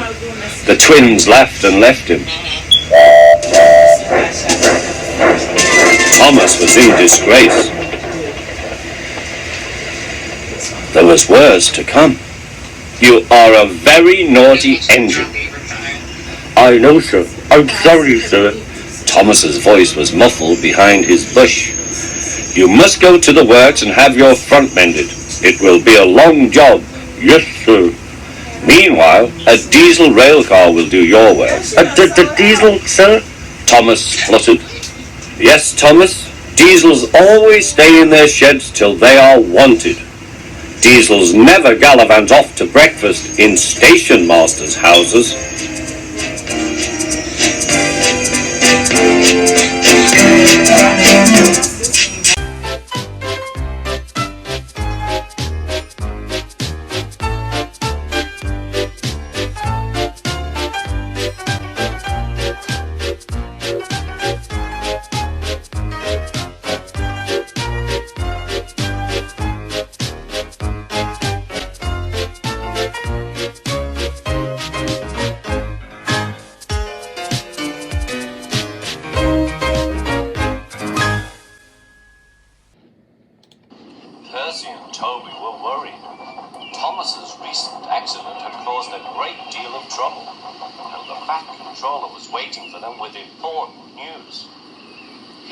he said, is Daisy, the diesel rail car, who has come to help while Thomas is indisposed.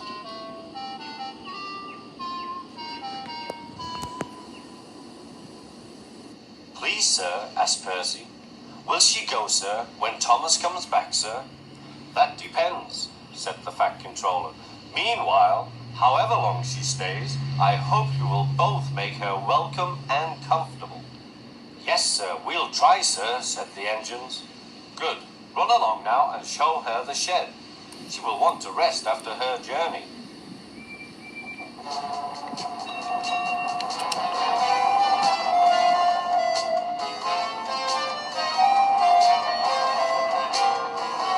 Daisy was hard to please. She shuddered at the engine shed. This is dreadfully smelly. I'm highly sprung, and anything smelly is bad for my swerves. Next, they tried the carriage shed.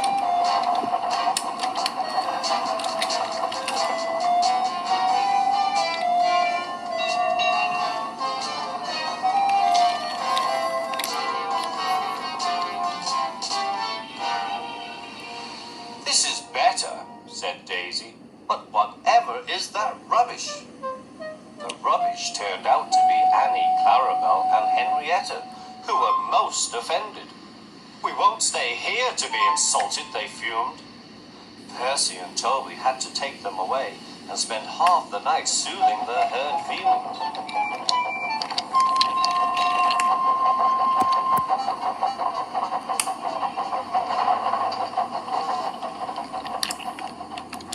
The engines woke next morning feeling exhausted. Daisy, on the other hand, felt bright and cheerful.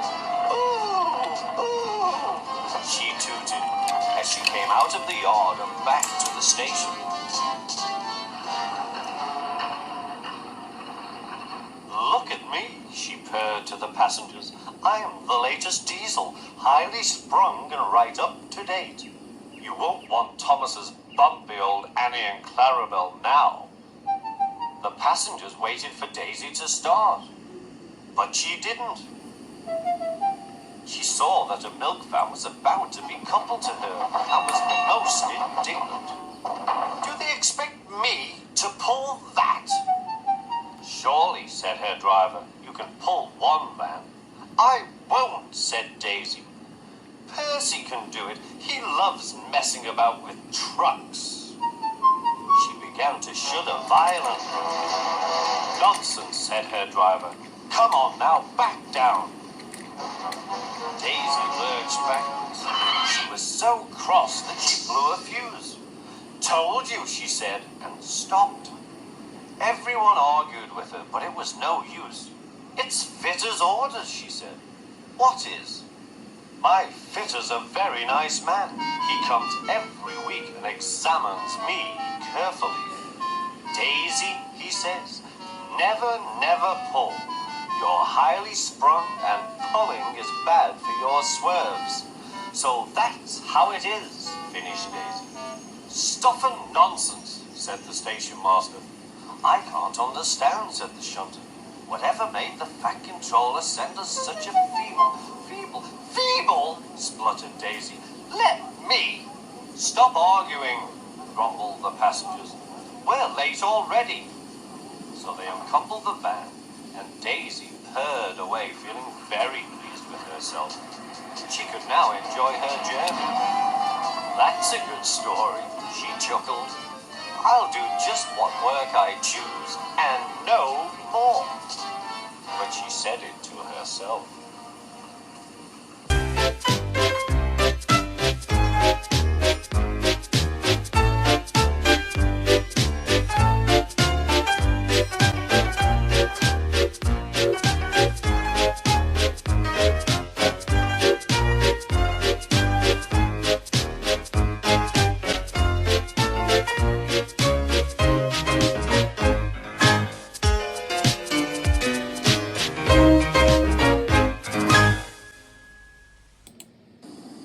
Daisy, the diesel rail car's work in the countryside, was full of surprises. She was frightened of bulls and cows, and she remained very lazy and stubborn.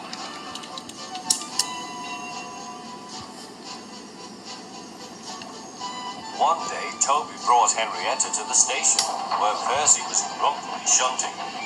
"Hello, Percy. I see Daisy's left the milk again. I'll have to make a special journey with it, I suppose." "Anyone would think I'd nothing to do," grumbled Percy. "Tell you what," replied Toby, "I'll take the milk. You fetch my trucks." The drivers and the station master agreed.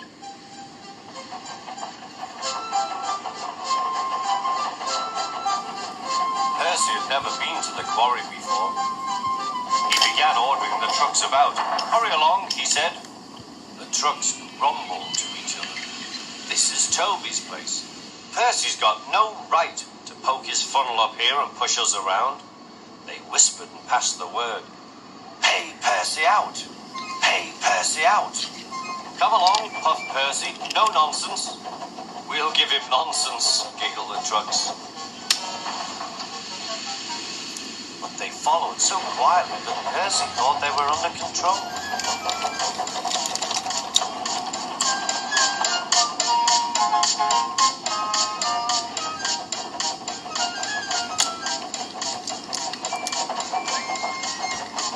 Suddenly they saw a notice ahead. "All trains stop to pin down brakes." "Beep, beep, beep! Brakes guard, please." But before he could check them, the truck surged forward. On, they cried. "Help! Help!" whistled Percy. The man on duty at the crossing rushed to warn traffic with his red flag, but was too late to switch Percy to the runaway side. Frantically trying to grip the rails, Percy slid into the yard. "Beep, beep! Look out!"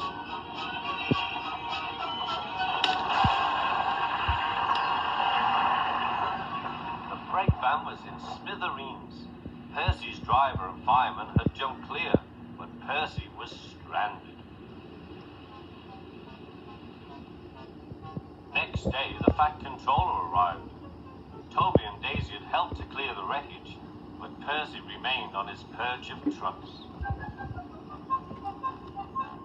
"We must now try," said the Fat Controller, "to run the branch line with Toby and a diesel.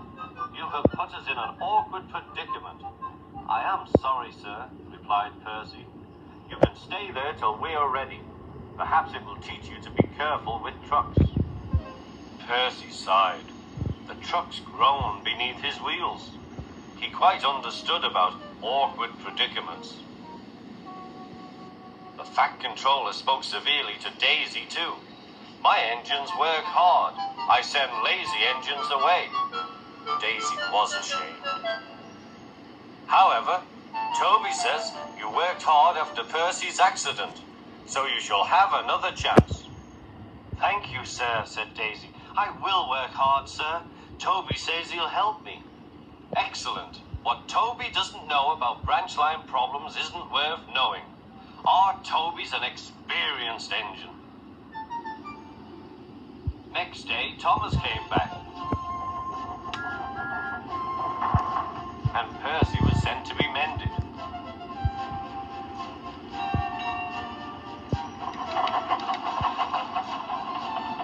Annie and Clarabelle were delighted to see Thomas again, and he took them for a run at once.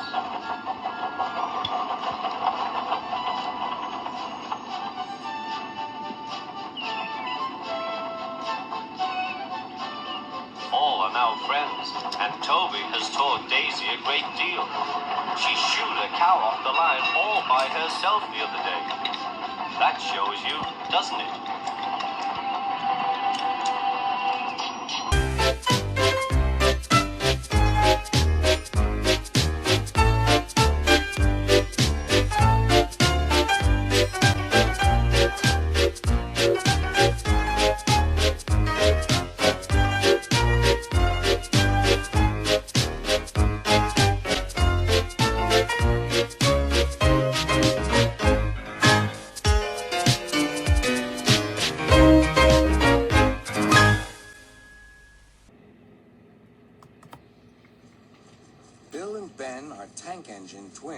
Each has 4 wheels, a tiny chimney and dome, and a small squat cab.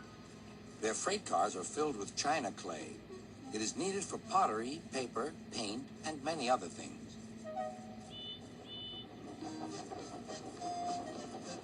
The twins are now kept busy pulling the cars for engines on the main line and for ships in the harbor.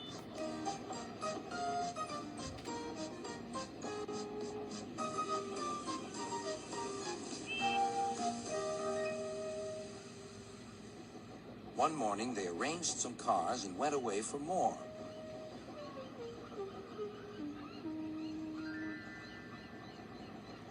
They returned to find them all gone. The twins were most surprised. Their drivers examined a patch of oil. "That's diesel," they said. "It's a what'll?" asked Bill. "A diesel, I think," replied Ben. "There's a notice about them in our shed. Coughs and sneezels spread diseasels. You had a cough in your smoke box yesterday. It's your fault the diseasel came." "It isn't. It is." "Stop arguing, you two," laughed their drivers. "Let's go and rescue our freight cars." Bill and Ben were horrified. "But the diseasel will magic us away like the freight cars." "He won't magic us," replied their drivers. "We'll more likely magic him." "Listen, he doesn't know you're twins, so we'll take away your names and numbers, and then this is what we'll do." Puffing hard, the twins set off on their journey to find the diesel.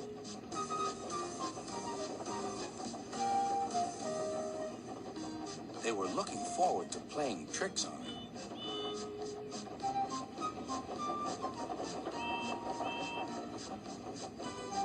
Creeping into the yard, they found the diesel on a siding with the missing cars.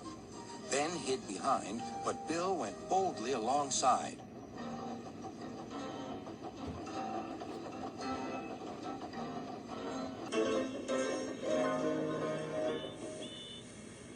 The diesel looked up.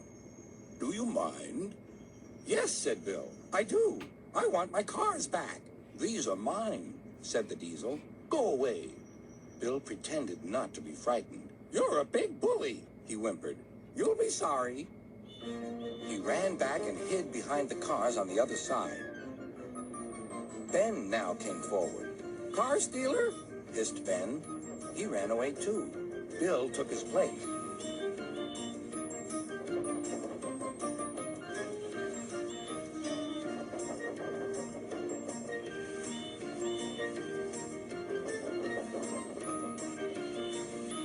This went on and on till the diesel's eyes nearly popped out.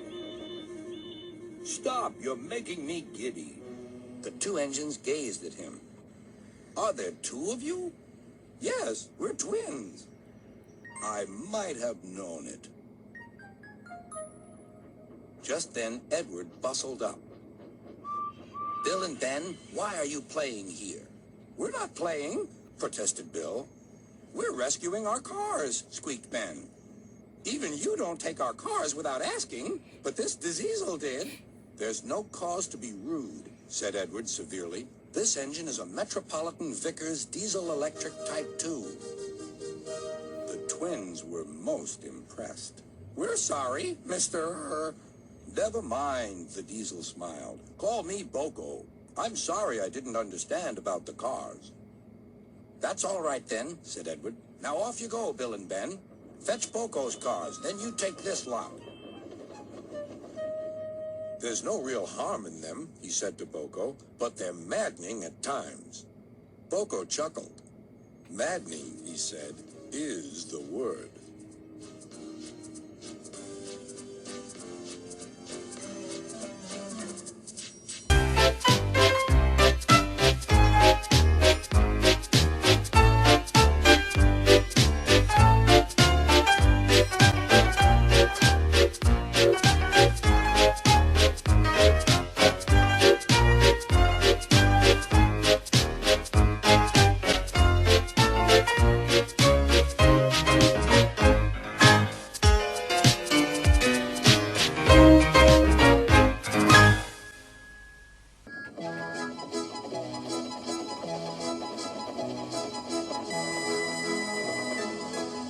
Thomas's branch line is important, and so is Edward's.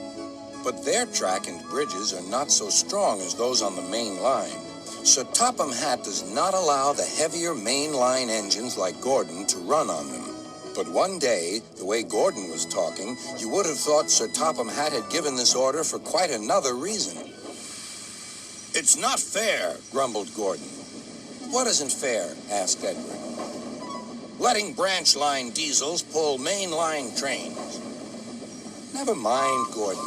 I'm sure Boko will let you pull his freight cars sometimes." Gordon spluttered. "I won't pull Boko's dirty cars. I won't run on branch lines."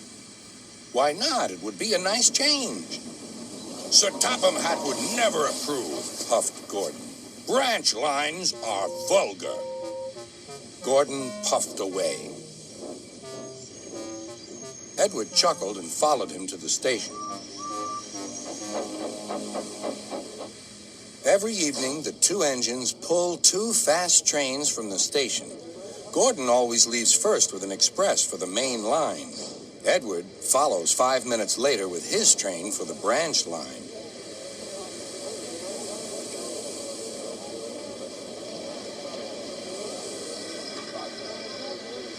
Usually, everything runs like clockwork, but tonight there was trouble. A lady in a green floppy hat was saying goodbye to a friend. It was nearly time for Gordon to start. The fireman looked back towards the conductor's van and saw something green waving. "Right away, mate." He thought the conductor had waved his flag. Gordon started, leaving luggage, his passengers, and the conductor all standing on the platform. Everyone was very surprised and cross.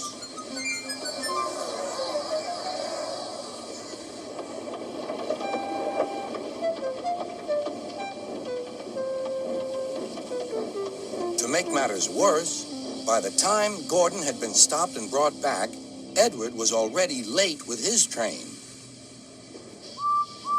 So now he set off first. But the signalman at the junction wasn't told about the change. By mistake, he sent Edward along the main line. Gordon was sent along the branch and arrived cold and cross on one of the sidings near the harbor.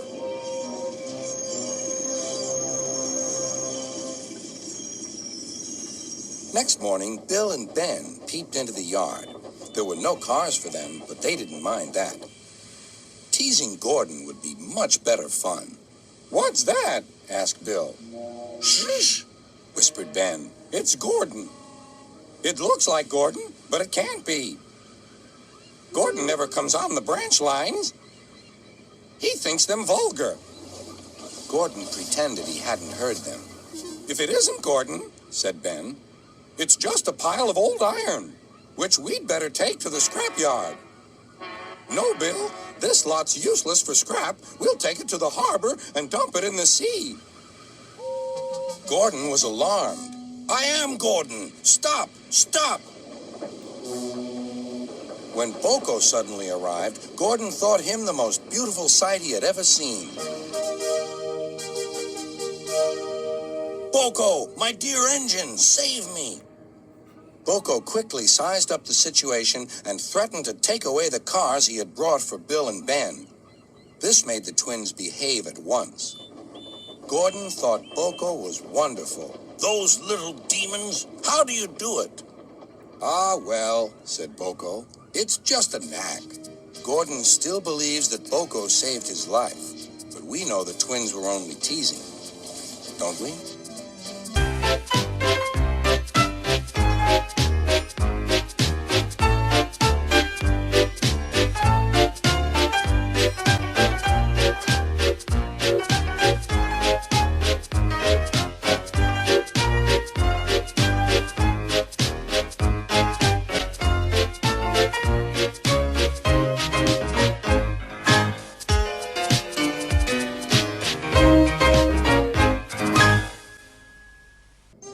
The bus was giving some visitors a tour of the island of Sodor.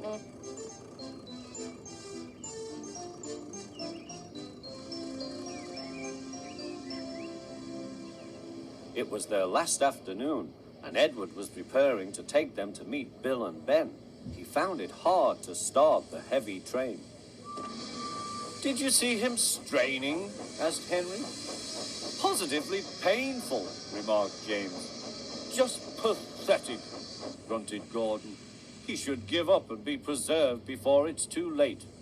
"Shut up," burst out Duck. "You're all jealous. Edward's better than any of you." "You're right, Duck," said Boko.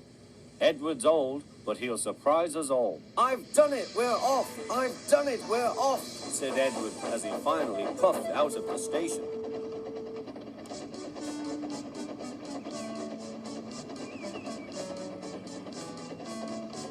Bill and Ben were delighted to see the visitors. They loved being photographed.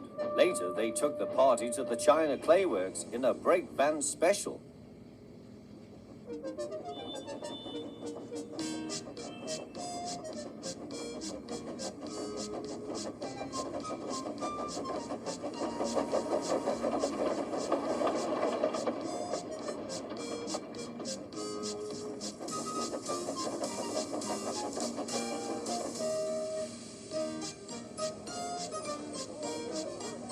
Everyone had a splendid time, and the visitors were most impressed.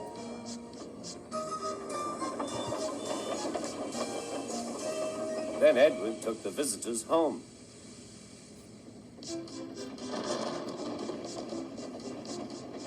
On the way, the weather changed. Wind and rain buffeted Edward. His sanding gear failed, and his fireman rode in front, dropping sand on the rails by hand. Suddenly, Edward's wheels slipped fiercely. With a shrieking crack, something broke. The crew inspected the damage. Repairs took some time. "One of your crank pins broke, Edward," said his driver. "We've taken your side rods off. Now you're like an old-fashioned engine. Can you get these people home? They must start back tonight." "I'll try, sir," promised Edward. Edward puffed and pulled his hardest, but his wheels kept slipping and he could not start the heavy train. The passengers were anxious. Driver, fireman, and guard went along the train, making adjustments between the coaches. "We've loosened the couplings, Edward. Now you can pick your coaches up one by one, just as you do with trucks." "That will be much easier," said Edward.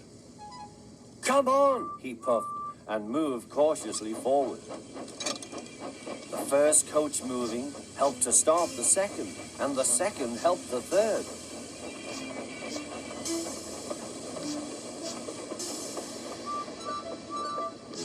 "I've done it, puffed Edward. "Steady, boy," warned his driver. "Well done, boy. You've got them. And he listened happily to Edward's steady beat as he forged slowly but surely ahead. At last, battered, weary, but unbeaten, Edward steamed in.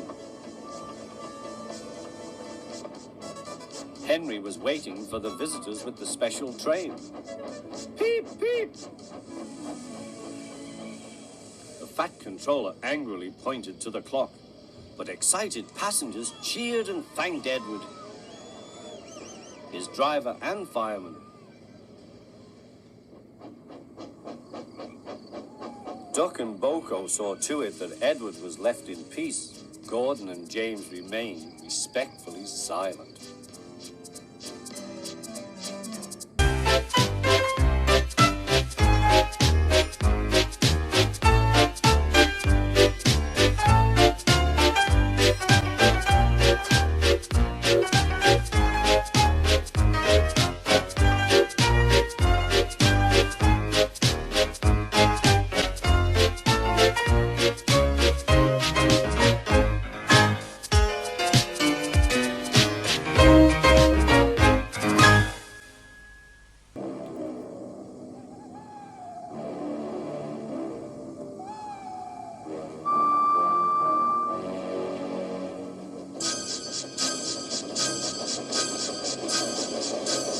every year on the date of the accident, it runs again as a warning to others, plunging into the gap, shrieking like a lost soul. Percy, what are you talking about? The ghost train. Driver saw it last night. Where? Asked Thomas and Toby. He didn't say. Oh, it makes my wheels wobble to think of it. Puh, said Thomas. You're just a silly little engine. I'm not scared.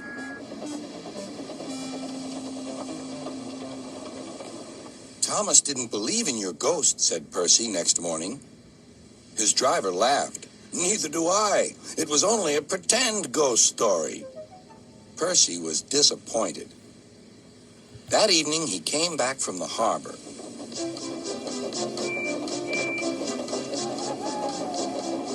Percy knew where he was, even in the dark. Crow's Farm Crossing. We shan't be long now.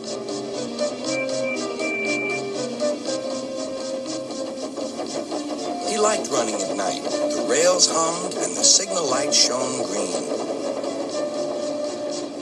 But a broken cartload of lime lay ahead. Sam the farmer had just gone for help.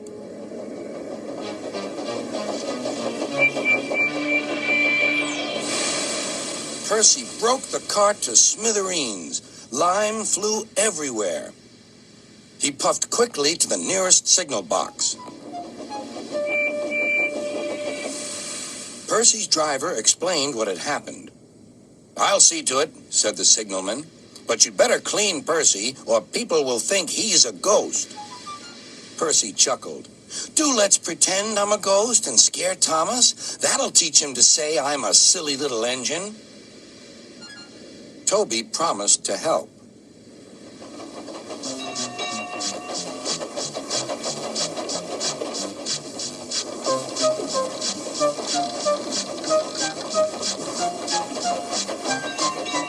Thomas was being oiled up for his evening train. Percy's had an accident, cried Toby. Poor engine, said Thomas. Botheration. That means I'll be late. They've cleared the line for you, but there's something worse. Out with it, Toby. I can't wait all evening. I just seen something, said Toby. It looked like Percy's ghost. It said it was coming here to warn us. Puh. Who cares? Don't be frightened, Toby. I'll take care of you.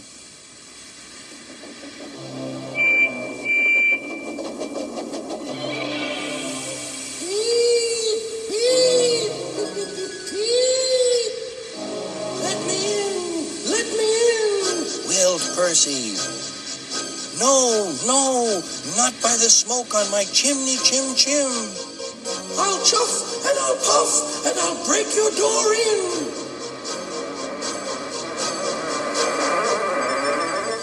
Oh, dear, exclaimed Thomas. It's getting late. Oh, I'd no idea. Oh, I must find Annie and Clarabelle.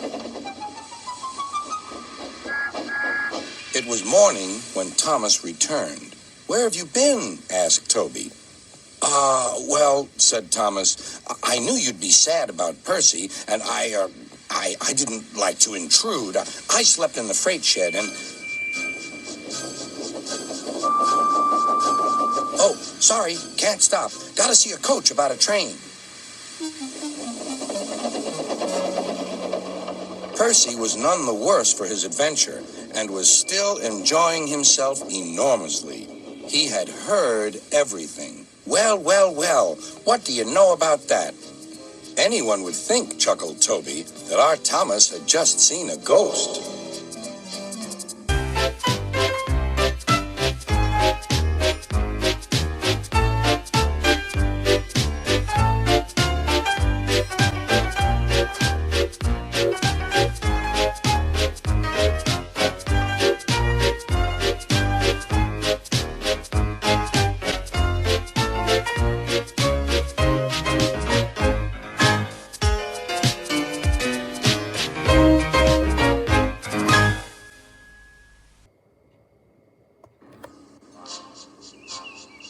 In summer, the gangers cut the long grass on the line side, raking it into heaps to dry in the sun. At this time of year, Percy stops where they have been cutting. men load up his empty wagons, and he pulls them to the station.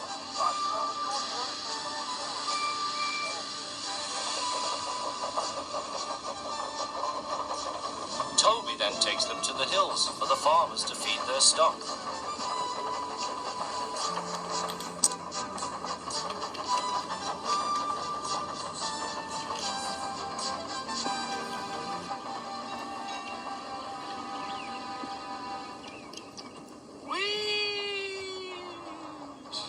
Percy gave a ghostly whistle.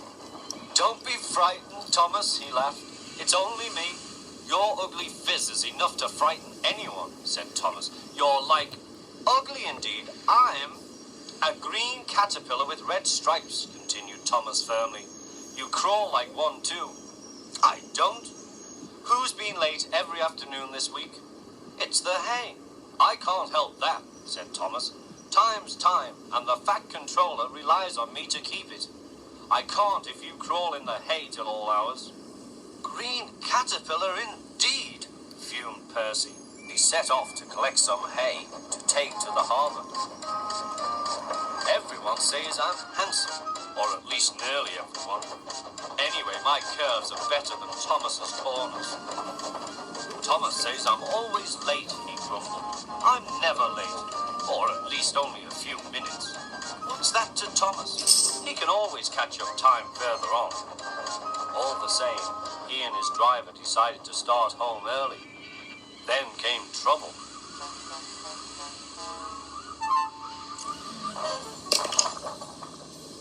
A crate of treacle was upset all over Percy.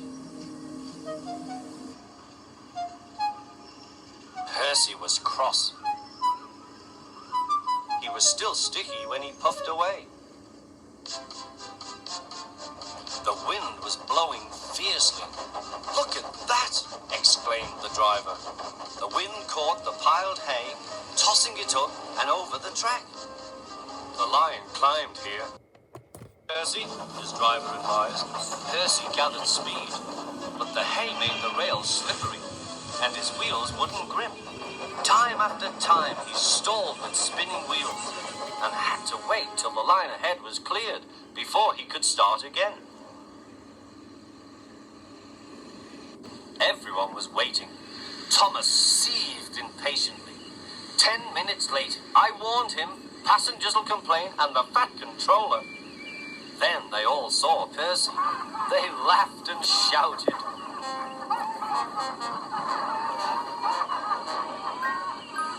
"Sorry I'm late," Percy panted. "Look what's crawled out of the hay," teased Thomas. "What's wrong?" asked Percy. "Talk about hairy caterpillars," puffed Thomas. "It's worth being late to have seen you."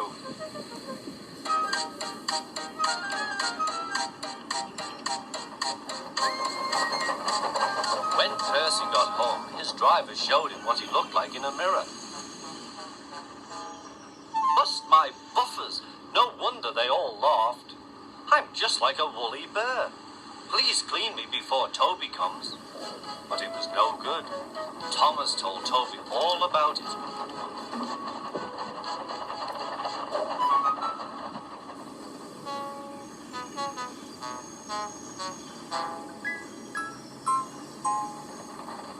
Instead of talking about sensible things like playing ghosts, Thomas and Toby made jokes about woolly bear caterpillars and other creatures which crawl about in hay.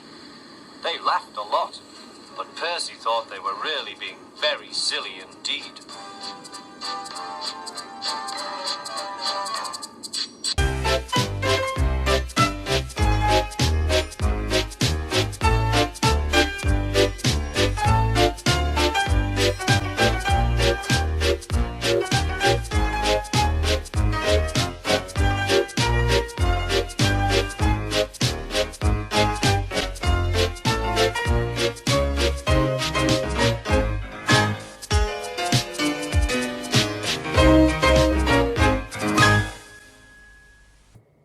It was 2 days before Christmas.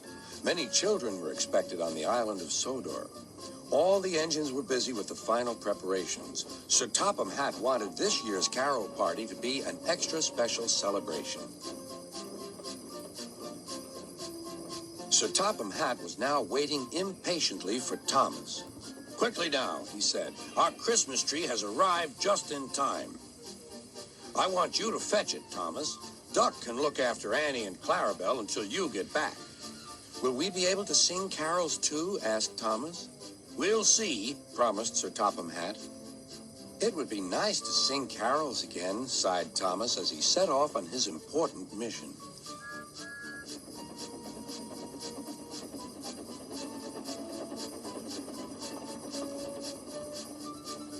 Thomas collected the tree safely, but large snowdrifts lay ahead. "I mustn't be late," he thought. "Sir Topham Hatt is relying on me." Whistling bravely, Thomas tried to move, but he couldn't. There was worse to come. Thomas was snowed under. Meanwhile, the other engines waited and waited. They were grumbling about Thomas for being late. "Silence," said Sir Topham Hatt. "Thomas left the work safely, but snow has brought the telephone lines down. We must assume he is stranded." The engines now felt sorry for Thomas, and cold but confident, the twins set off to the rescue.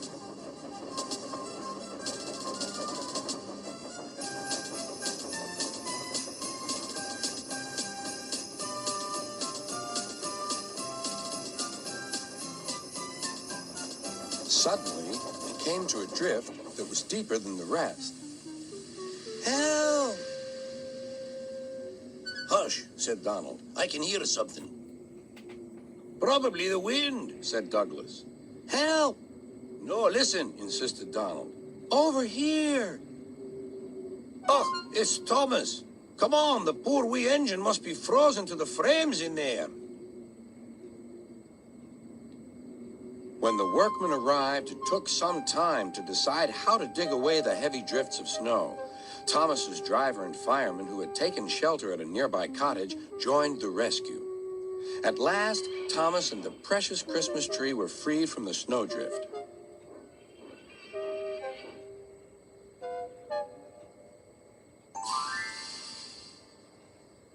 Then they set off once more to finish their long journey.